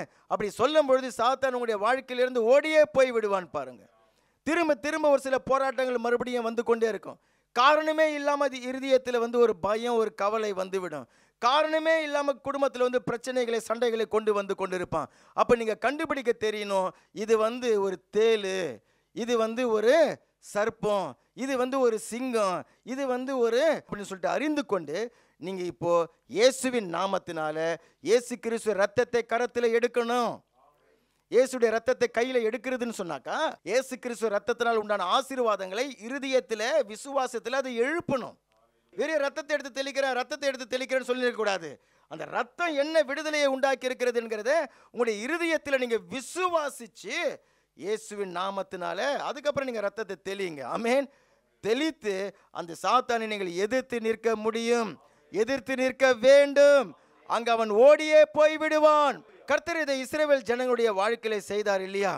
அப்போ யாத்திராகமம் 14வது அதிகாரத்தை எடுத்துக்கொள்ளுங்க இல்லையா? இயேசு கிறிஸ்து ரத்தம் சாத்தான் மேல ஜெயத்தை உண்டாக்கி இருக்கிறது. இரண்டாவது அதை எனக்கு அவர் கொடுத்திருக்கிறார். மூன்றாவது இஸ்ரவேல் ஜனங்களுடைய வாழ்க்கையில அதை ஆண்டவர் செய்தே காண்பிச்சிருக்கிறார். ஆமேன். இன்னைக்கு சாத்தான் தலை நசுக்கப்பட்டுட்டான், அவன் ஓடி போய் விடுவான், அவனுடைய கிரியைகள் அழிந்து போய்விடும் சொன்னாக்க நீங்க என்னத்தை கண்டுபிடிக்கிறோம்? நமக்கு அது புரியல பாருங்க. அப்ப தேவன் அதை ஒரு நாடக பாணியாகவே அந்த இஸ்ரவேல் ஜனங்களுடைய வாழ்க்கையில செய்து காண்பிச்சிருக்கிறார். ஓகே, இப்படிதான் இது நடக்கிறது அப்படிங்கிறதாக. அப்ப யாத்திராகமம் 14வது அதிகாரத்தில் இஸ்ரவேல் ஜனங்கள் எகிப்திலிருந்து விடுதலை ஆகி செங்கடலுக்கு முன்பாக நிற்கிறார்கள். இப்போ பார்வோன் லேஸ்பட்ட ஆள் இல்லை, அவன் கொஞ்ச நேரம் மறந்தா போல இருந்துட்டான்னு நினைக்கிறேன். அவன் திரும்ப இராணுவத்தை எல்லாம் திரட்டி கொண்டு இந்த ஜனங்களை பின்தொடர்ந்து கொண்டு வருகிறான். ஜனங்கள் திரும்பி பார்க்குறாங்க, பார்வோனும் அவனுடைய சேனையும் அப்படியே வந்து கொண்டிருக்கிறாங்க. 10வது வசனத்தில் இப்போ ஜனங்கள் எல்லாருமே பயந்தார்கள், கர்த்தரை நோக்கி அவர்கள் கூப்பிட்டார்கள் என்று சொல்லி அந்த வசனம் சொல்லுகிறது. இப்போ 14வது வசனத்தில் மோசே சொல்றாரு, ஏன் 13லேருந்தே கூட நம்ம வாசிக்கலாம். யாத்திராகமம் 14வது அதிகாரம் 13வது வசனத்தை பார்க்கும் பொழுது, அப்பொழுது மோசே ஜனங்களை நோக்கி பயப்படாமல் இருங்கள். அல்லேலூயா. இன்றைக்கு உங்களை பார்த்து சொல்றாரு, பயப்படாமல் இருங்கள். ஆமேன். நீங்கள் நின்று கொண்டு இன்றைக்கு கர்த்தர் உங்களுக்கு செய்யும் ரட்சிப்பை பாருங்கள். இன்றைக்கு நீங்கள் காண்கிற எகிப்தியரை இனி என்றைக்கும் காணவே மாட்டீர்கள். கர்த்தர் உங்களுக்காக யுத்தம் பண்ணுவார், நீங்கள் சும்மா இருப்பீர்கள். தேவன் சொல்லியிருந்தார் மோசேவினிடத்துல. 16வது வசனத்தை வாசிக்கும் பொழுது, நீ உன் கோலை ஓங்கி உன் கையை சமுத்திரத்துக்கு மேல நீ நீட்டு சமுத்திரத்தை பிளந்து விடுன்னு சொல்லி சொல்றார். இன்னும் கோடாரியை கையில கொடுத்து விறக பிளந்து விடுன்னு சொல்ற மாதிரி கடலை பழக்க சொல்றாரு நம்முடைய கர்த்தர். அப்ப எப்படிப்பட்ட ஒரு வல்லமையை உங்களுக்குள்ள கொடுத்து இருந்தாக்கா கடலை பார்த்து பிளந்து விடுன்னு சொல்லுவாரா? இல்லையா? அவருக்கு தெரியணும் இல்லையா? என்ன ஆண்டவர், விறகு கட்டையா இது கோடரியால் பிளக்கிறதுக்கு, கடல் இல்லையா அப்படின்னு சொல்லிட்டு. ஒரு அந்த பைபிளை கிரிட்டிக் பண்ணக்கூடியவங்க ஒருத்தர் சொன்னாராம், இஸ்ரவேல் ஜனங்க கடந்து போன அந்த செங்கடல் வந்து அங்கே அவ்வளோ தண்ணி இல்லை, ஒரு முட்டி அளவுக்கு தான் தண்ணி இருந்துச்சு. இந்த ஜனங்க அப்படியே பொடி நடையா அதில் வந்து புறப்பட்டு போயிட்டாங்க அப்படி சொல்லிட்டு. அப்போ ஒரு ஊழியக்காரர் சொன்னாராம், முட்டியளவு தண்ணி இருந்திருந்தாக்கா அப்போ தான் தேவன் பைபிளில் செஞ்சிருக்கிற அற்புதத்தை காட்டிலும் பெரிய அற்புதமாக அது இருக்கணும். ஏன் அப்படின்னு சொன்னாக்கா, முட்டியளவு தண்ணீரில் ஃபாரோனுடைய சேனை முழுவதையும் மூழ்கடிக்க முடிஞ்சதுன்னு சொன்னாக்கா, நம்ம கர்த்தர் எவ்வளோ பெரிய கர்த்தர், கடலில் தான் மூழ்கடிக்க முடியும் இல்லையா? முட்டியளவு தண்ணியிலேயே ஒரு சேனையே மூழ்கடிக்கிறாருனாக்கா இவர் எவ்வளோ பெரிய தேவன் அப்படின்னு சொல்லி சொன்னாராம். அன்றைக்கு மோசே அந்த கோலை உயர்த்தினார் பாருங்க. உயர்த்தின பொழுது வேதம் சொல்லுகிறது அந்த செங்கல் ரெண்டாக பிளந்ததாம். ஆமீன். அந்த கட்டாந்தரையில் நடக்கிறது போல நடந்து போனார்கள். ஆனால் ஃபாரோனும் அவனுடைய சேனைகளும் பின்தொடர்ந்து வந்தாங்க. கடல் மறுபடியும் மூடும்படிக்காக மோசே கோலை உயர்த்தினார். ஃபாரோனுடைய சேனைகள் அங்கே, அவனுடைய ரதங்கள், அவனுடைய குதிரைகள் எல்லாமே மூழ்கடிக்கப்பட்டு விட்டது. 28வது வசனத்தை நீங்கள் வாசித்து பார்க்கும் பொழுது, ஜலம் திரும்பி வந்து ரதங்களையும் குதிரை வீரரையும் அவர்கள் பின்னாக சமுத்திரத்தில் பிரவேசித்திருந்த பார்வோனுடைய இராணுவம் அனைத்தையும் மூடிக்கொண்டது, அவர்களில் ஒருவனாகிலும் தப்பவில்லை. அவருடைய பிணங்கள் எல்லாம் செத்து கடலில் வந்து ஓரமாக வந்து ஒதுங்கினதான் பாருங்க. தேவனுடைய ஜனங்கள் அந்த கடலை அவர்கள் கடந்து சென்றார்கள். ஆமேன். அந்த நாளில் இருந்து பார்வோனுக்கும் சரி எகிப்திற்கும் சரி இந்த விடுதலையான இந்த ஜனங்கள் மேலே எந்த விதமான அதிகாரமும் இல்லாமல் போய்விட்டது.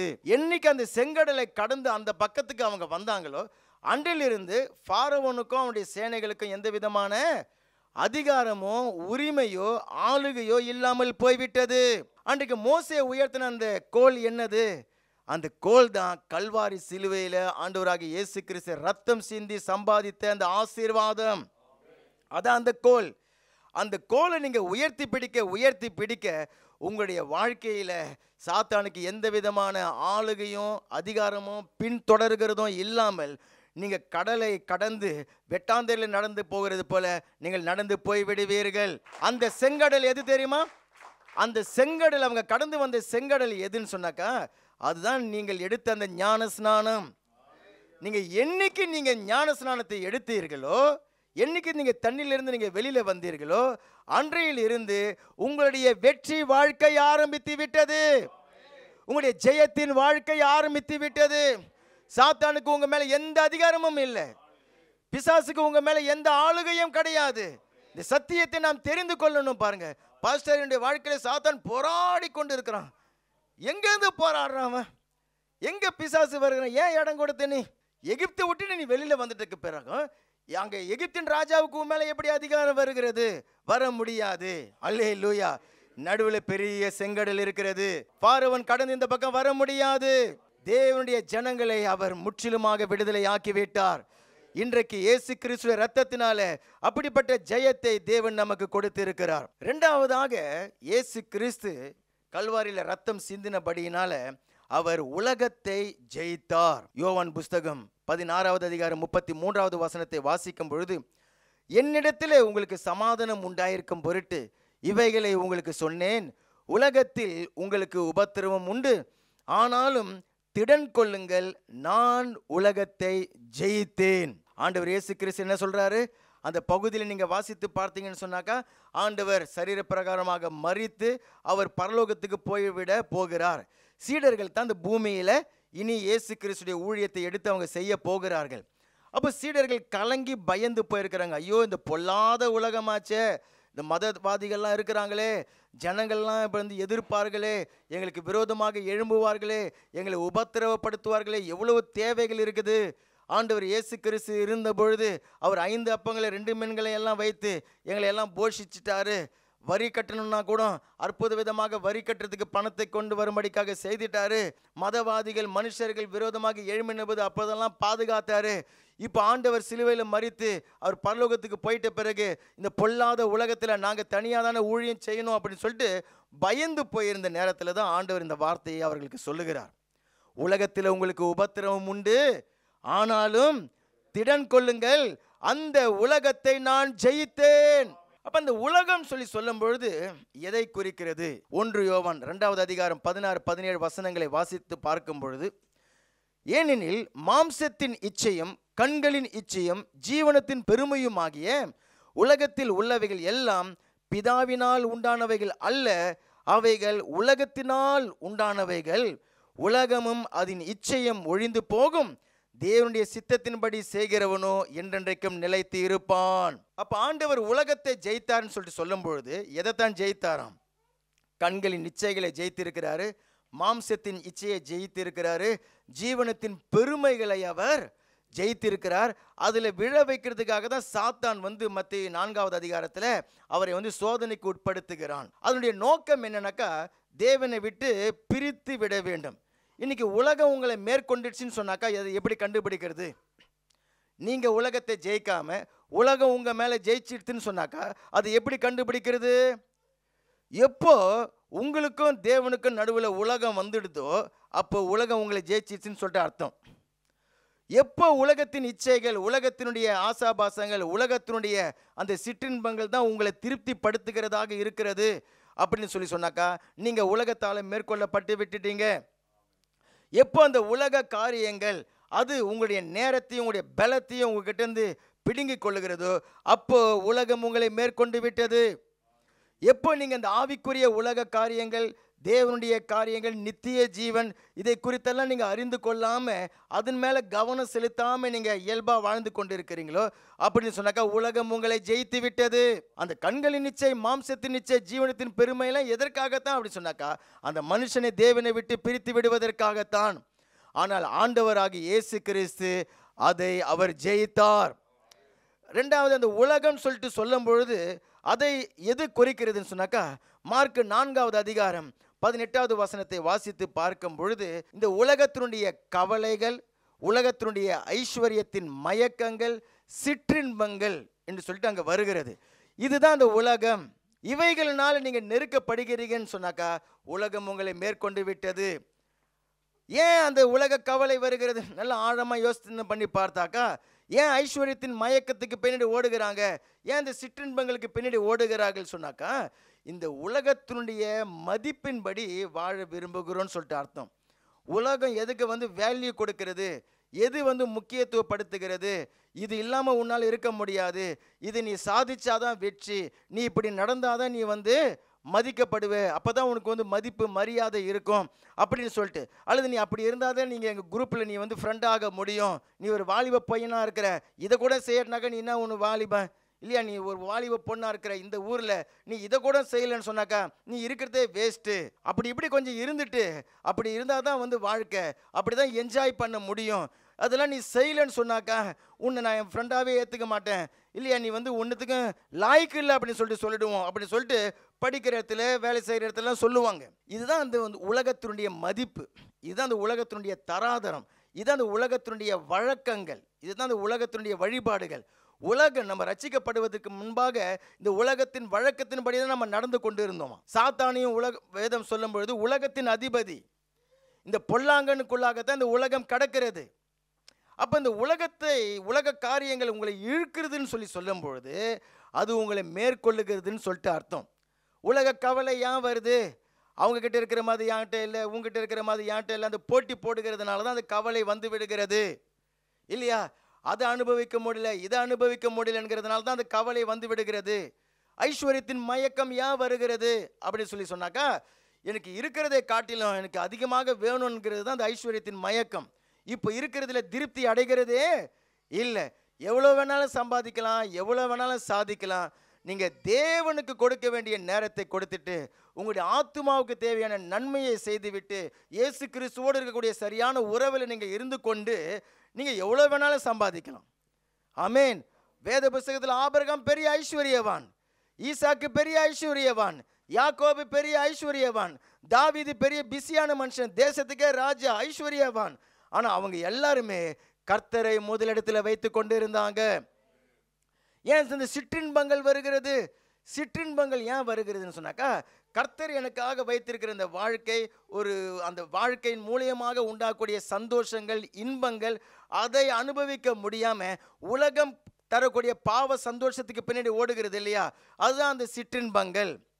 அப்போ ஆண்டவர் இயேசு கிறிஸ்து அதையெல்லாம் அவர் ஜெயித்தார்.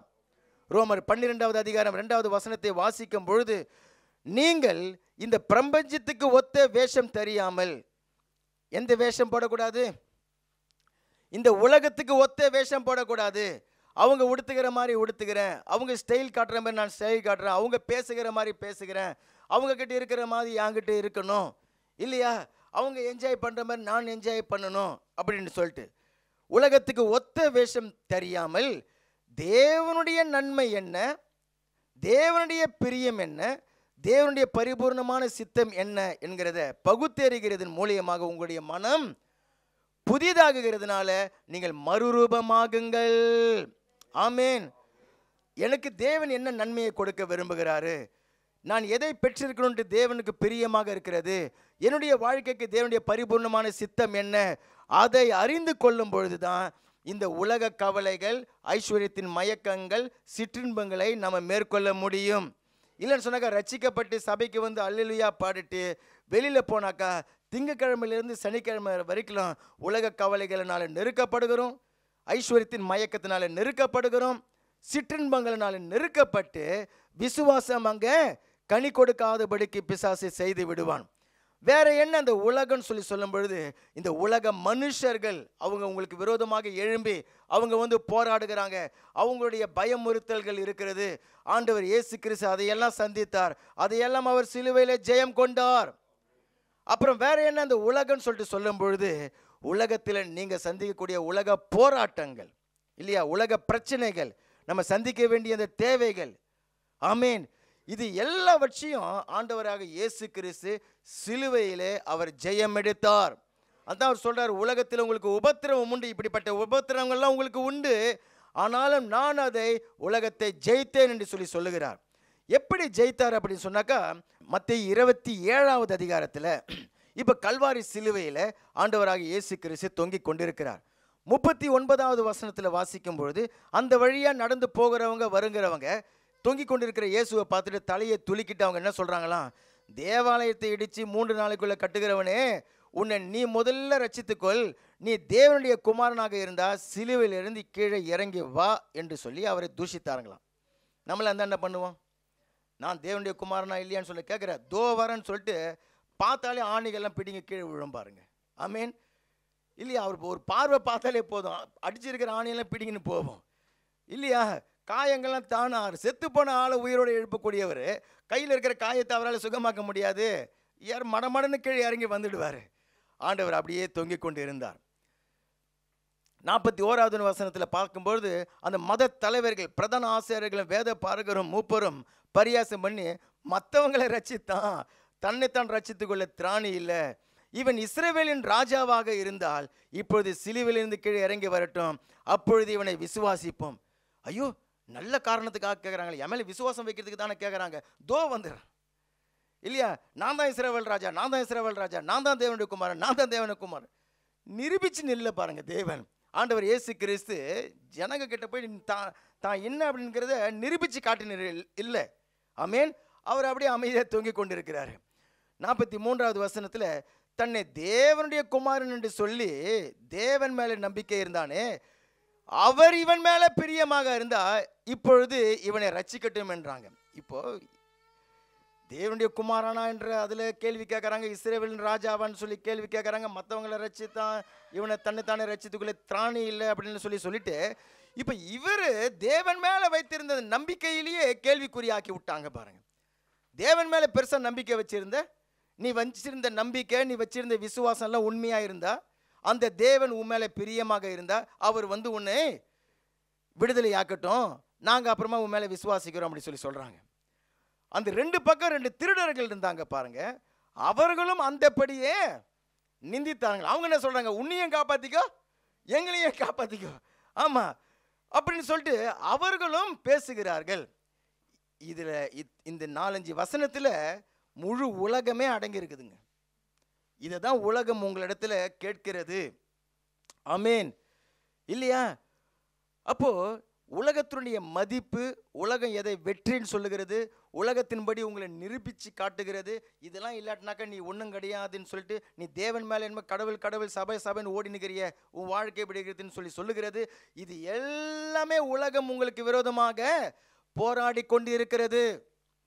நீ சபை சபைன்னு போய் நின்ற, உங்ககிட்ட உன் குடும்பத்தில் இவ்வளோ பிரச்சனை இருக்குது அப்படின்னு சொல்லிட்டு சொல்லுவாங்க. அதான் அந்த உலகத்தினுடைய உபத்திரவங்கள் இல்லையா. அந்த மதவாதிகள் சொல்கிறாங்க, நீ எல்லாத்தையும் இழந்துட்டவனை போல, ஒரு திருடனை போல தூங்கி கொண்டிருக்கிற, நீ இஸ்ரவேலின் ராஜா வந்த கீழே இறங்கிவா, நான் உங்களை விசுவாசிக்கிறேன்னு சொல்லி சொல்கிறாங்க. ஆண்டவர் ஒரு வினாடி அவர் சிலுவையிலேருந்து இறங்கிட்டு இருந்தாக்கா இவங்க எல்லாரையும் திருப்திப்படுத்திட்டு இருக்கலாம், இவங்க எல்லாரையும். ஆனால் உலகத்தை திருப்திப்படுத்துவதற்காக நீங்களை நான் அழைக்கப்படலை. உலகத்தினுடைய நல்ல அபிப்பிராயத்தை பெற்றுக்கொள்வதற்காக நீங்கள் அழைக்கப்படலை. உலகம் உங்களை பாராட்டணும், உங்களை மதிக்கணும், உங்களை மகிமைப்படுத்தணுங்கிறதற்காக நீங்களை நான் அழைக்கப்படலை. அல்லேலூயா. அதெல்லாம் மனுஷர்களிடத்திலிருந்து வரக்கூடிய மகிமை. ஆமேன். வேத புஸ்தகத்தை நம்ம வாசிக்கும் பொழுது யோவான் 12வது அதிகாரத்தை பாருங்க, 43வது வசனத்தில், அவர்கள் தேவனால் வருகிற மகிமையிலும் மனுஷரால் வருகிற மகிமையை அதிகமாய் விரும்பினார்கள். ரெண்டு விதமான மகிமை இருக்கிறது. உலகம் உங்களை மகிமைப்படுத்துகிறது இருக்கிறது, தேவன் உங்களை மகிமைப்படுத்தி இருக்கிறது. ஆண்டவராகிய இயேசு கிறிஸ்து அவர் நல்லா தெரியும், கல்வாரி சிலுவையில் தொங்கிக் கொண்டிருக்கும் பொழுது நான் இப்போ தேவனை மகிமைப்படுத்தி கொண்டிருக்கிறேன். இந்த சிலுவை மரணத்தின் மூலமாக தேவன் என்னை மகிமைப்படுத்துகிறார். அல்லேலூயா. தேவனே என்னை மகிமைப்படுத்துகிறவர், எனக்கு சந்தோஷத்தை கொடுக்கிறவர் தேவன், என்னை உயர்த்துகிறவர் தேவன், எனக்கு ஜெயத்தை தருகிறவர் தேவன், என்னுடைய உலக தேவைகளை சந்திக்கிறவர் தேவன், எனக்காக யுத்தம் பண்ணுகிறவர் தேவன். ஆமேன். நான் கல்லாப்பமா மாற்ற வேண்டிய அவசியம் இல்லை. நான் உப்பிரிகையின் மேலிருந்து குதிச்செல்லாம் காட்ட வேண்டிய அவசியம் இல்லை. ஐஸ்வர்யத்தின் மயக்கத்துக்கு பின்னாடி நான் ஓட வேண்டிய அவசியம் இல்லை. எனக்கு தேவையானதை என் தேவன் எனக்கு சந்திப்பார். வெளிப்படுத்தின விசேஷம் 3:21 நாம் வாசித்து பார்க்கும் பொழுது, நான் ஜெயம் கொண்டு என் பிதாவுடைய சிங்காசனத்தில் அவரோடு கூட உட்கார்ந்தது போல ஜெயம் கொள்ளுகிறவன் எவனோ அவனும் என்னுடைய சிங்காசனத்தில் என்னோடு கூட உட்காரும்படிக்கு அருள் செய்வேன். சிலுவையில் என்னதான் ஜெயித்தார் ஆண்டவர் இயேசு கிறிஸ்து? இந்த உலகத்தை அவர் ஜெயித்தார். ஆமேன். இதெல்லாம் ஜெயித்தார் பாருங்க. இதெல்லாம் நம்ம மனுஷர்களுக்காக நிறைய ஒத்த வேஷம் போடக்கூடிய காரியங்கள் நிறைய விசுவாசிகள் மத்தியில் இருக்கும். சபைக்கு வருவாங்கன்னு பேர், ஆண்டவரை ஆராதிப்பாங்கன்னு பேர். உலகத்துக்கு போயிட்டாக்கா உலகத்துக்கு ஒத்த வேஷம், அங்கே என்ன மதிப்பு, அங்கே என்ன மரியாதை, அவங்களுக்கு ஜால்ரா போடுறது, அவங்களுடைய வேஷத்தை இவங்க போட்டுக்கொள்கிறது தான் அந்த வாழ்க்கையாக இருக்கிறது. ஆனால் ஆண்டவராகிய இயேசு கிறிஸ்து, பிதா என்னை மகிமைப்படுத்துகிறவர், ஆமீன், என்னை உயர்த்துகிறவர் அவர்தான். எனக்கு ஒரு சந்தோஷம், ஒரு இன்பம் வேண்டும் சொன்னாக்கா அவர் தான் எனக்கு அதை கொடுக்கிறவர். எனக்கு உயர்வு வேணும்னா, அங்கீகரிப்பு வேணும்னாக்கா அவர் தான் என்னை அங்கீகரிக்கிறவர், அவர் தான் என்னை ஏற்றுக்கொள்ளுகிறவர். அல்லேலூயா. அப்போ இந்த உலகத்துக்கு ஒத்த வேஷம் நான் போட தேவையில்லை. உலகத்துக்கு ஒத்த வேஷம் நீங்க போட்டீங்கன்னாக்கா அது நம்மை பாவ வழியில கொண்டு போய் சேர்த்து விடும். ஆமீன். ஆண்டவர் சொல்றாரு, நான் ஜெயம் கொண்டு என்னுடைய பிதாவுடைய சிங்காசனத்தில் அவரோடு கூட உட்கார்ந்தது போல ஜெயம் கொள்ளுகிறவன் எவனோ அவனும் என்னுடைய சிங்காசனத்தில் என்னோடு கூட உட்காரும்படிக்காக செய்வேன். ஆமீன். அப்ப அந்த ஜெயத்தை தேவன் எனக்கு கொடுத்திருக்கிறார். 1 யோவான் 5வது அதிகாரத்தை பாருங்க. இயேசு சிலுவையில் அப்படியா எடுத்துட்டார் வெற்றியை. இப்போ அந்த வெற்றியை தம்முடைய பிள்ளைகளுக்கு கொடுத்திருக்கிறார் பாருங்க. 1 யோவான் 5வது அதிகாரம் 1 வசனம், இயேசுவானவரே கிறிஸ்து என்று விசுவாசிக்கிற எவனும் தேவனால் பிறந்திருக்கிறான். இப்போ 4வது வசனம், தேவனால் பிறப்பது எல்லாம் உலகத்தை ஜெயிக்கும், நம்முடைய விசுவாசமே உலகத்தை ஜெயிக்கிற ஜெயம். இயேசுவானவர் தேவனுடைய குமாரன் என்று விசுவாசிக்கிறவன் என்று உலகத்தை ஜெயிக்கிறவன் யார்? அப்ப நம்முடைய விசுவாசம் தான் உலகத்தை ஜெயிக்கிற ஜெயம் சொல்லிட்டு அங்க நம்ம வாசிக்கிறோம். அப்படின்னு சொன்னா என்ன அர்த்தம்? இயேசு கிறிஸ்து எனக்காக கல்வாரி சிலுவையில் மரித்து உயிர்த்தெழுந்து விட்டார். அவர் என்றென்றைக்கும் ஜீவனோடு இருக்கிறார். சாத்தானை, மரணத்தை, பாவத்தை, பாதாளத்தை இதெல்லாத்தையும் அவர் ஜெயித்து விட்டார். உலகத்தை ஜெயித்து விட்டார். இப்ப இந்த உலகத்தை ஜெயித்தவர் என்னோடு கூட இருக்கிறார்.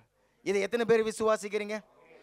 அப்போ இந்த உலகத்தின் போராட்டங்கள், உலகத்தினுடைய தேவைகளை நம்ம சந்திக்கும் பொழுது பயப்படக்கூடாது, கலங்கக்கூடாது. அல்லேலூயா. அதையெல்லாம் ஜெயித்த ஆண்டவர் என் கூட இருக்கிறாரு. நான் அதை ஜெயிக்க எனக்கு அவர் உதவி செய்வார். எனக்காக தம்முடைய ஜீவனையே கொடுத்திருக்கிறார், எனக்காக தம்முடைய இரத்தத்தையே சிந்தி இருக்கிறார், மற்ற எல்லாவற்றையும் அவர் எனக்காக கொடுப்பார். ஒன்று. ரெண்டாவது, எப்படிப்பட்ட ஒரு சிந்தை நமக்கு இருக்கணும்னு சொன்னாக்கா, இந்த உலகம் அல்லது உலகத்தினுடைய தராதரம், உலகத்தினுடைய மதிப்பு, மரியாதை, மகிமை, இதையெல்லாம் நீங்கள் சந்திக்கும் பொழுது எப்படிப்பட்ட ஒரு இருதயம் உங்களுக்கு இருக்கணும்னாக்கா, நான் இயேசுவின் ரத்தத்தினால மீட்கப்பட்டவன், அவருடைய ரத்தம் பூசப்பட்டவன், எனக்காக வெற்றி வாழ்க்கையை தேவன் எனக்காக வைத்திருக்கிறார். அந்த வெற்றியின் மனப்பான்மையோடு தான் நீங்க உங்களுடைய போராட்ட பிரச்சனைகளை நீங்க சந்திக்க வேண்டும். ரோமர் 8வது அதிகாரத்தை பாருங்க. இந்த வசனத்தை பார்த்தாக்கா உங்களுக்கு நல்லா புரியும். அது ரொம்ப, கிறிஸ்துவின் அன்பை விட்டு நம்மை பிரிப்பவன் யார்?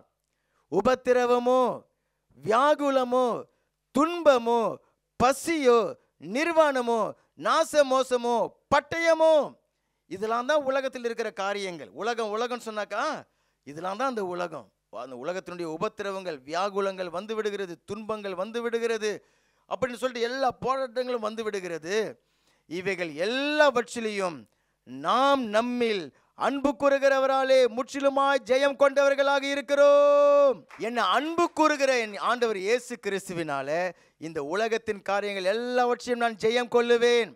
அங்கே இந்த முற்றிலுமாய் ஜெயம் கொள்ளுவேன் சொல்கிற அந்த வரக்கூடிய வார்த்தை மூல பாஷையில் எப்படி வருதுன்னு சொன்னாக்கா, இன்னைக்கு மட்டும் கிடையாது, நாளைக்கு மட்டும் கிடையாது, அடுத்த மாதமாக இருந்தாலும் சரி, 6 வருஷமாக இருந்தாலும் சரி, 60 வருஷமாக இருந்தாலும் சரி, என்ன பிரச்சனை வரப்போகுதுன்னு உங்களுக்கு தெரியல. அடுத்த மாதம் உங்களுக்கு என்ன பிரச்சனை வரப்போகுது தெரியாது.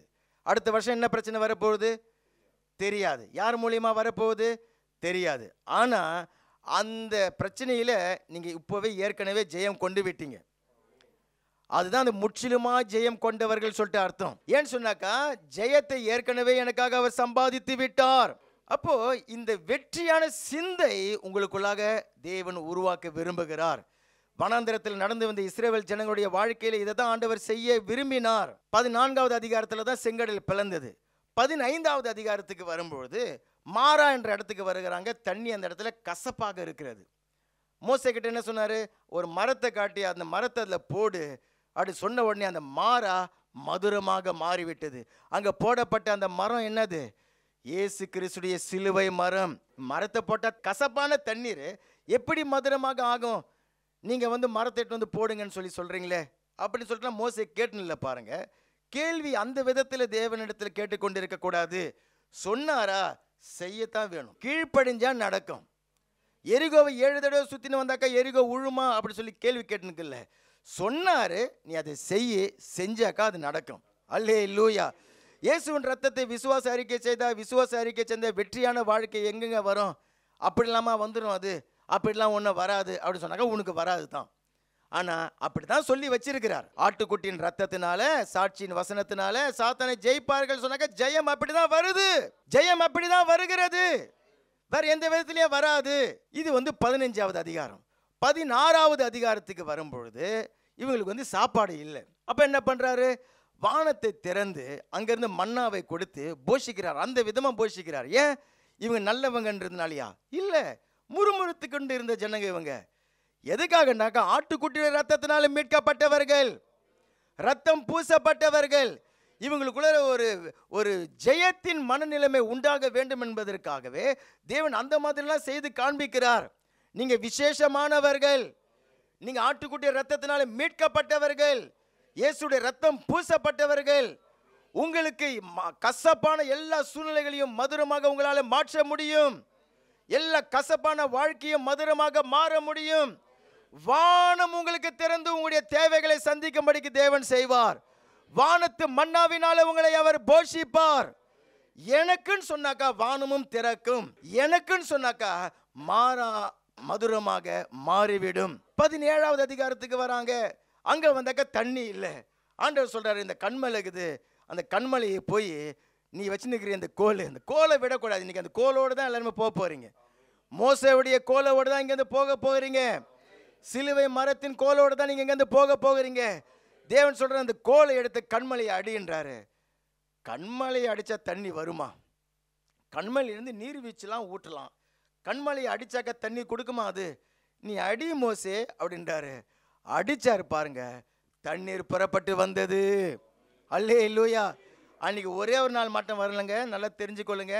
அந்த கண்மலையிலிருந்து புறப்பட்ட தண்ணீர் அவங்க 40 வருஷம் நடக்கும்பொழுது கூடவே அந்த தண்ணீர் வந்துச்சான். அவங்க கூடவே சென்ற கண்மலைன்னு சொல்லிட்டு நம்ம வாசிக்கிறோம் இல்லையா? அந்த கண்மலை இயேசு கிறிஸ்து. கண்மலை, அந்த மலையே கூட போகல, மாறாக அந்த கண்மலையிலிருந்து வந்த தண்ணீர் ஆறாக இவங்க நடந்த 40 வருஷம் நடந்த அந்த பாதையெல்லாம் அந்த தண்ணீர் கூடவே போயிருந்திருக்கிறது பாருங்க.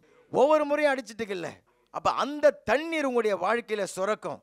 கற்பாறை போல கடினமான ஒரு சூழ்நிலைகள் இருந்தால் கூட எனக்கு அதிலிருந்து தண்ணீர் வரும். ஏன்னு சொன்னாக்கா, நான் இயேசுவின் ரத்தத்தினால் மீட்கப்பட்டவன், நான் இயேசுடைய ரத்தம் பூசப்பட்டவன். கல் நெஞ்சன் இடத்திலிருந்து கூட உனக்கு தயவான காரியங்கள் வரும். கல் நெஞ்சன்னு சொல்றாங்க இல்லையா? அந்த ஆள்கிட்ட இருந்து கூட உங்களுக்கு என்ன வந்துடும்? தயவுகள் வந்துவிடும். ஏன்னாக்கா நீங்க இயேசுடைய ரத்தத்தினால பூசப்பட்டவர்கள், இயேசுடைய ரத்தத்தினால மீட்கப்பட்டவர்கள். அந்த ஜெயமான வாழ்க்கையை அவர் எனக்கு கொடுத்து வைத்திருக்கிறார். மூன்றாவதாக சுருக்கமாக, கல்வாரி சிலுவையில் ஆண்டவராக இயேசு கிறிஸ்து ரத்தம் சிந்தினபடியினால தன்னுடைய மாம்சத்தின் மேலே அவர் ஜெயத்தை எடுத்தார். இதுதான் ரொம்ப முக்கியம். எனக்கு இதை தான் ஃபர்ஸ்ட் செய்கிறாரு. ஆனால் நம்ம மூன்றாவதாக பார்க்குறோம், கெத்செமனே தோட்டத்தில் ஆண்டவராக இயேசு கிறிஸ்து வந்த பொழுது வேத வசனத்தை நம்ம வாசிக்கலாம். மார்க் நற்செய்தி புஸ்தகம் 14வது அதிகாரத்தை எடுத்துக்கொள்ளுங்க. 35, 36 யாராவது வாசிக்கிறீங்களா சத்தமா? கர்த்தராகிய இயேசு கிறிஸ்து கெத்செமனே தோட்டத்தில் வந்து அதுக்கு முன்னாடி இருக்கிற வசனங்கள் எல்லாம் பார்த்தாக்கா அவர் பயந்தார், திகில் அடைந்தார், வியாகுலப்பட்டார், மரணத்துக்கு ஏதோ துக்கம் அவருக்கு இருந்தது. அதையெல்லாம் நம்ம வாசிக்கிறோம். அதையெல்லாம் அந்த உணர்வுகள் உணர்ச்சிகள் எல்லாம் அவர் வெளிப்படுத்தி விட்டு போயிட்டு அவர் ஜெபிக்கிறார். என்ன சொல்லி ஜெபிக்கிறார்? பிதாவே, இந்த பாத்திரம் என்னை விட்டு நீங்க கூடமானால் நீங்கட்டும், ஆனால் என்னுடைய சித்தத்தின்படி அல்ல உம்முடைய சித்தத்தின்படி ஆகட்டும் அப்படின்னு சொல்லி ஆண்டவர் இயேசு கிறிஸ்து ஜெபிக்கிறார். என்ன பாத்திரம் அவரை விட்டு நீங்க போகணும்? சிலுவையில் சாகக்கூடாதுன்ட்டு ஜெபிக்கிறாரா? என்ன ஜெபிக்கிறாரு அப்படின்னு சொன்னாக்கா, அல்லது சிலுவை பாடுகளை நான் அனுபவிக்க கூடாதுன்னு சொல்லிட்டு ஜெபிக்கிறாரா? எதற்காக ஜெபிக்கிறார்? நம்ம சிலுவையை பார்க்கும்போது அவருடைய சரீர பிரகாரமான பாடுகளை தான் வெளியில பார்க்கிறோம். ஆண்டவர் ஆத்துமாவில் அந்த பாடுகளை அனுபவித்தார், ஆவியில பாடுகளை அனுபவித்தார். அதான் அந்த நரக வேதனை. இப்போ கல்வாரி சிலுவையில் ஆண்டவர் இயேசு கிறிஸ்து தொங்கிக் கொண்டிருக்கும் பொழுது உலகத்தின் பாவங்கள் அவர் மேலே சுமத்தப்பட போகிறது. தேவன் எப்படிப்பட்டவர்? பிதாவாகிய தேவன் பரிசுத்தமான தேவன், பாவத்தை பாராத சுத்த கண்ணர். இப்போ இயேசுவை விட்டு அவர் பிரிய போகிறார், இயேசுவை சிலுவையில் கைவிட போகிறார். அதுதான் நரகம். இயேசு கிறிஸ்து சிலுவையில் நரகத்தை அனுபவித்தார்னாக்கா, ஒரு மனுஷன் நரகத்தில் போயிட்டு எதை அனுபவிப்பான்னாக்கா, தேவனே இல்லாத ஒரு இடத்துக்கு பெயர் தான் நரகம். ஆமேன். தேவனே இல்லாத, தேவனுடைய பிரசன்னமே இல்லாத ஒரு இடத்துக்கு பெயர் தான் நரகம். அதை தான் அந்த மனுஷன் போயிட்டு நரகத்தில் அவன் அனுபவிக்க போகிறான். இப்போ கல்வாரி சிலுவையில் பிதா தன்னை விட்டு விலகி இருக்க போகிறார். அந்த வேதனை எந்த அளவுக்கு வேதனையானதுன்னு சொன்னாக்கா, ஆண்டவர் சொல்றார், என் தேவனே ஏன் என்னை கைவிட்டு சொல்லிட்டு கதறுகிறாரே. ஏன்னு சொன்னாக்கா, அந்த நரக வேதனை அவ்வளவு வேதனையானது. அவர் கடந்த கால நித்தியத்திலிருந்து எதிர்கால நித்திய வரைக்கும் தேவனோடு இணைந்தே இருக்கிறவர், தேவனை விட்டு விலகினதே கிடையாது. கல்வாரி சிலுவையில் உலகத்தின் பாவம் அவர் மேலே சுமத்தப்பட்டிருக்கும் பொழுது பிதாவாகிய தேவன் அவரை விட்டு விலக போகிறார். அதை அவரால் தாங்க முடியாமல் சகிக்க முடியாமல் தான் அவர் சிலுவையில் அந்த வேதனையை அனுபவிக்கிறதுக்கு முன்பாக கெத்செமனே தோட்டத்தில் ஜெபிக்கிறார். ஆனால் என்ன காரியம்னு சொன்னாக்கா, அவருக்கு நல்லாவே அவர் பிறந்ததே சிலுவையில் சாகிறதுக்காகத்தான், பிறந்ததே உலகத்தின் பாவங்களை சுமக்கிறதுக்காகத்தான். அப்போ ஏன் அப்படி ஜெபிக்கிறாருன்னு சொன்னாக்கா, இன்றைக்கி நமக்கு கற்றுக் கொடுப்பதற்காக. ஆண்டவர் இயேசு கிறிஸ்து நல்ல தெரியும் தேவனுடைய சித்தம் இதுதான் சொல்லிட்டு நல்லாவே தெரியும்.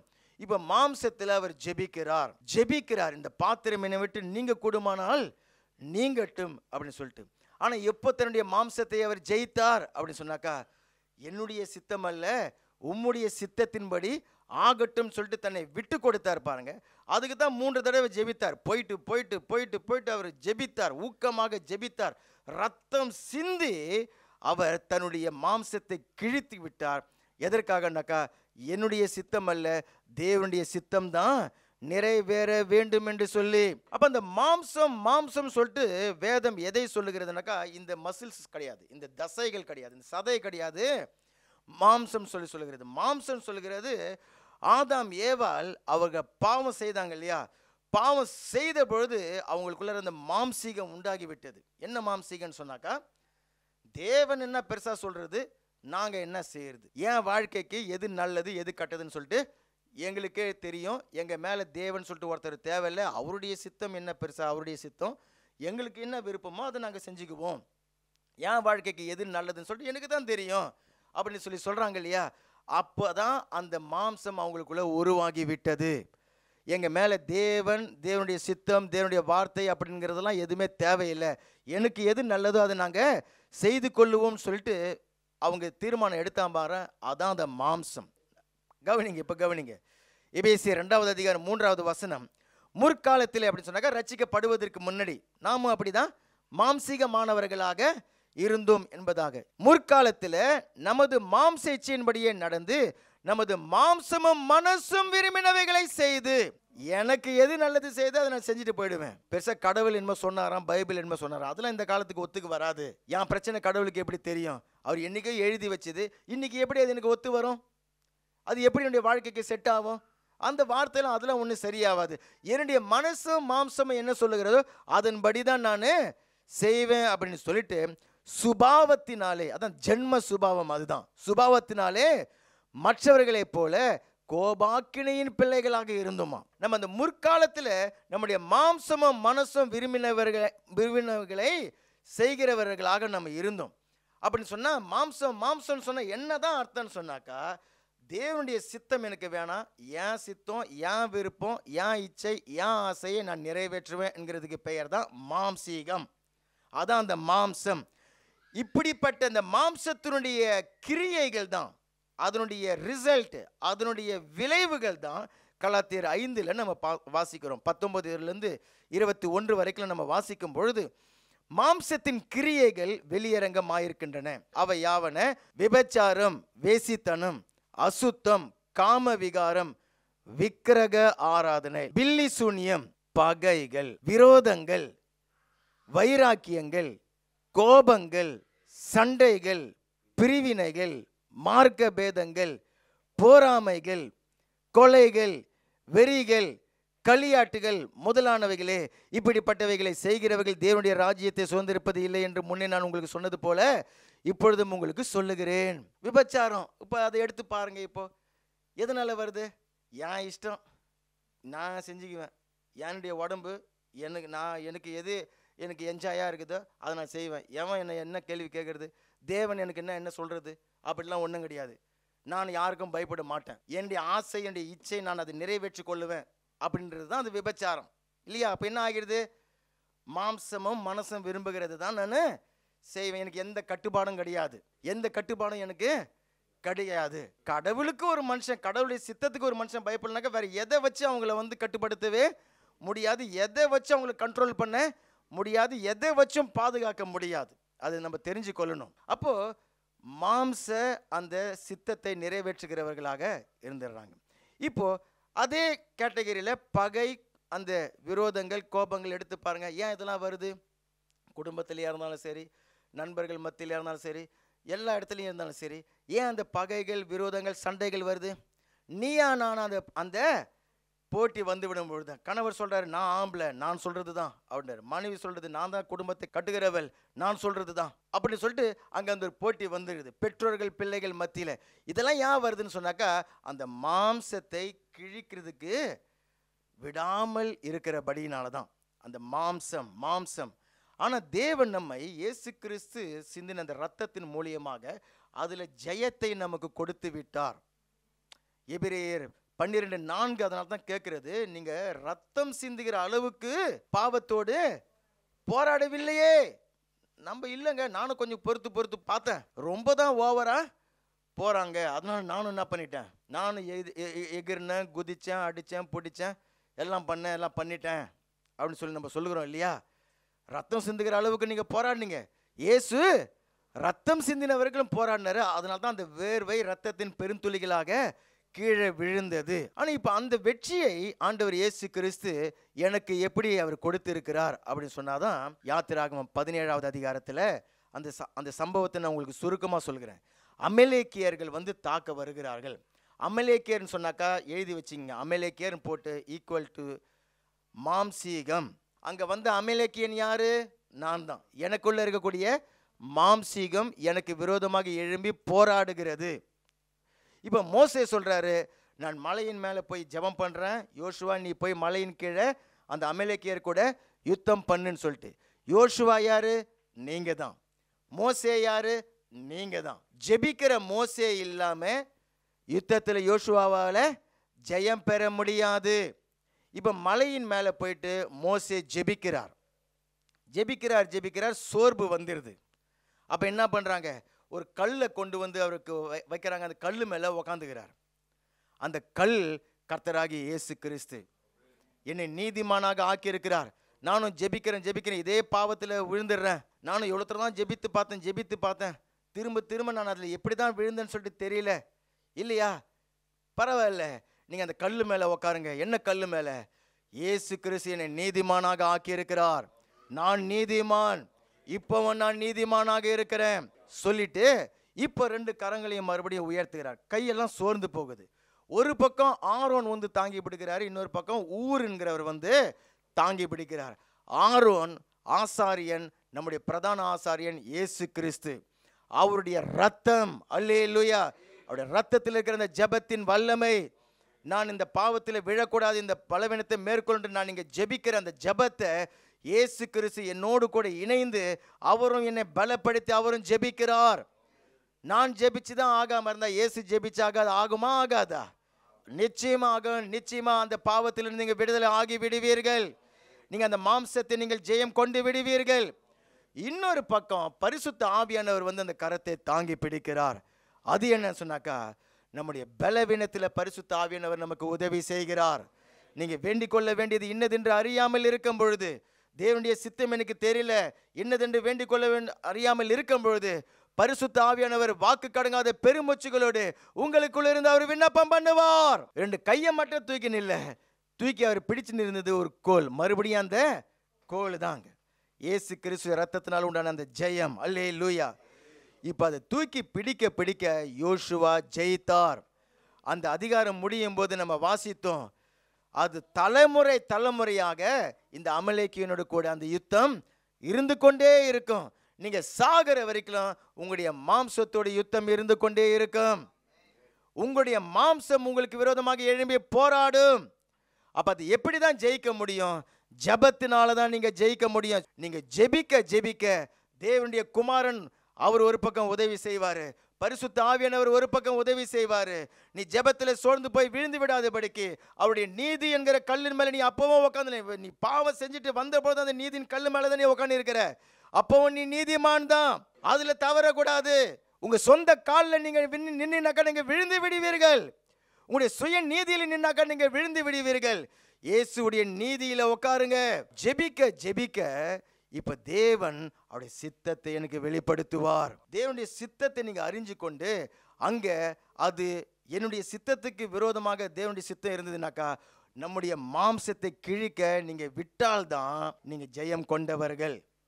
உங்களுடைய மாம்சத்தை பிடிச்சுக்கிட்டு நீங்க என்னதான் அந்நிய பாஷையில ஜெபித்தாலும், நீங்க என்னதான் நீங்க வந்து போராடி நீங்க ஜெபித்தாலும் அங்க ஒரு இளைப்பாறுதல் வர முடியாது, அங்க ஒரு விடுதலை உண்டாக முடியாது.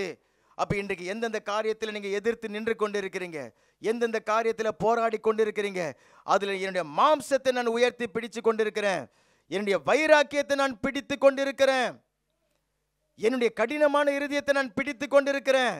ஆனால் இன்றைக்கு தேவன் சொல்லுகிறார், இயேசு கிறிஸ்துவே தன்னுடைய சித்தத்தை தேவனுடைய பாதத்தில் போட்டு விட்டார், தன்னுடைய மாம்சத்தை கிழித்து விட்டார். என்னுடைய சுய சித்தத்தை நீங்க சிலுவையில் வைத்து அடிக்காத வரைக்கும் உங்களுக்கு இளைப்பாறுதல் வராது, உங்களுக்கு சந்தோஷம் வராது, ஜெயம் வராது. மாறாக ஆண்டவரே நான் இப்படியா விரும்புகிறேன், ஆனாலும் உமக்கு என்ன சித்தமோ அதை நீங்க செய்யுங்க. நீங்க 4 வீடு கூட கேட்கலாம், 4 கிலோ நகை கூட கேட்கலாம், பவுன் நகை கேட்கலாம். ஆனால் எந்த ஜெபம் நீங்க செஞ்சாலும் ஆண்டவரே இதுல உம்முடைய சித்தம் நிறைவேறட்டும், என்னுடைய சித்தம் வேண்டாம் அப்படின்னு சொல்லும் பொழுது தேவன் தம்முடைய சித்தத்தை மெதுவா வெளிப்படுத்துவார். அப்ப ஜெபத்தினுடைய நோக்கமே என்ன இன்னைக்கு தெரிஞ்சுக்கொள்ளுங்க. தேவ சித்தம் என்னுடைய வாழ்க்கையில நிறைவேறணும். யான் சித்தத்தை போய் சொல்லி கொட்டின்னு இருக்கணும் பாருங்க, ஜெபத்துல போயிட்டு லிஸ்டா கொட்டின்னு இருக்கணும் இல்லையா, அதெல்லாம் கிடையாது. தேவன் ஜெபம் என்ற சிஸ்டத்தை வச்சதே எதுக்காகன்னு சொன்னாக்கா அவருடைய சித்தம் என்னுடைய வாழ்க்கையில நிறைவேற்றுவதற்காகத்தான்.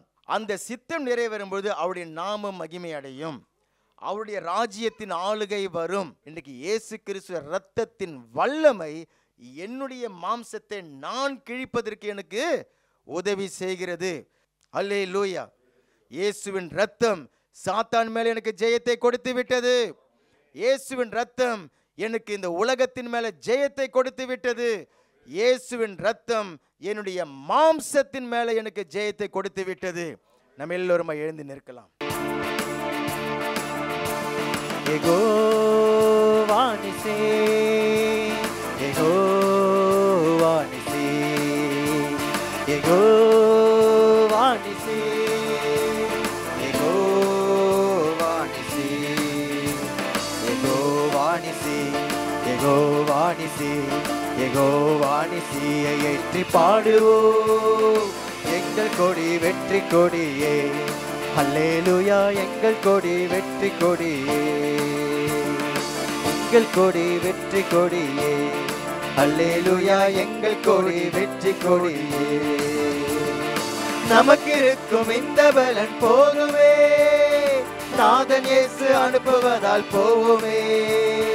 பட்டயமோ புயபலமோ தேவையா, பரமதேவ ஆவி நம்மில் இருப்பதால் நமக்கு இருக்கும் இந்த பலன் போதுமே, நாதன் இயேசு அனுப்புவதால் போதுமே. பட்டயமோ புயபலமோ தேவையா, பரமதேவ ஆவி நம்மில் இருந்ததா.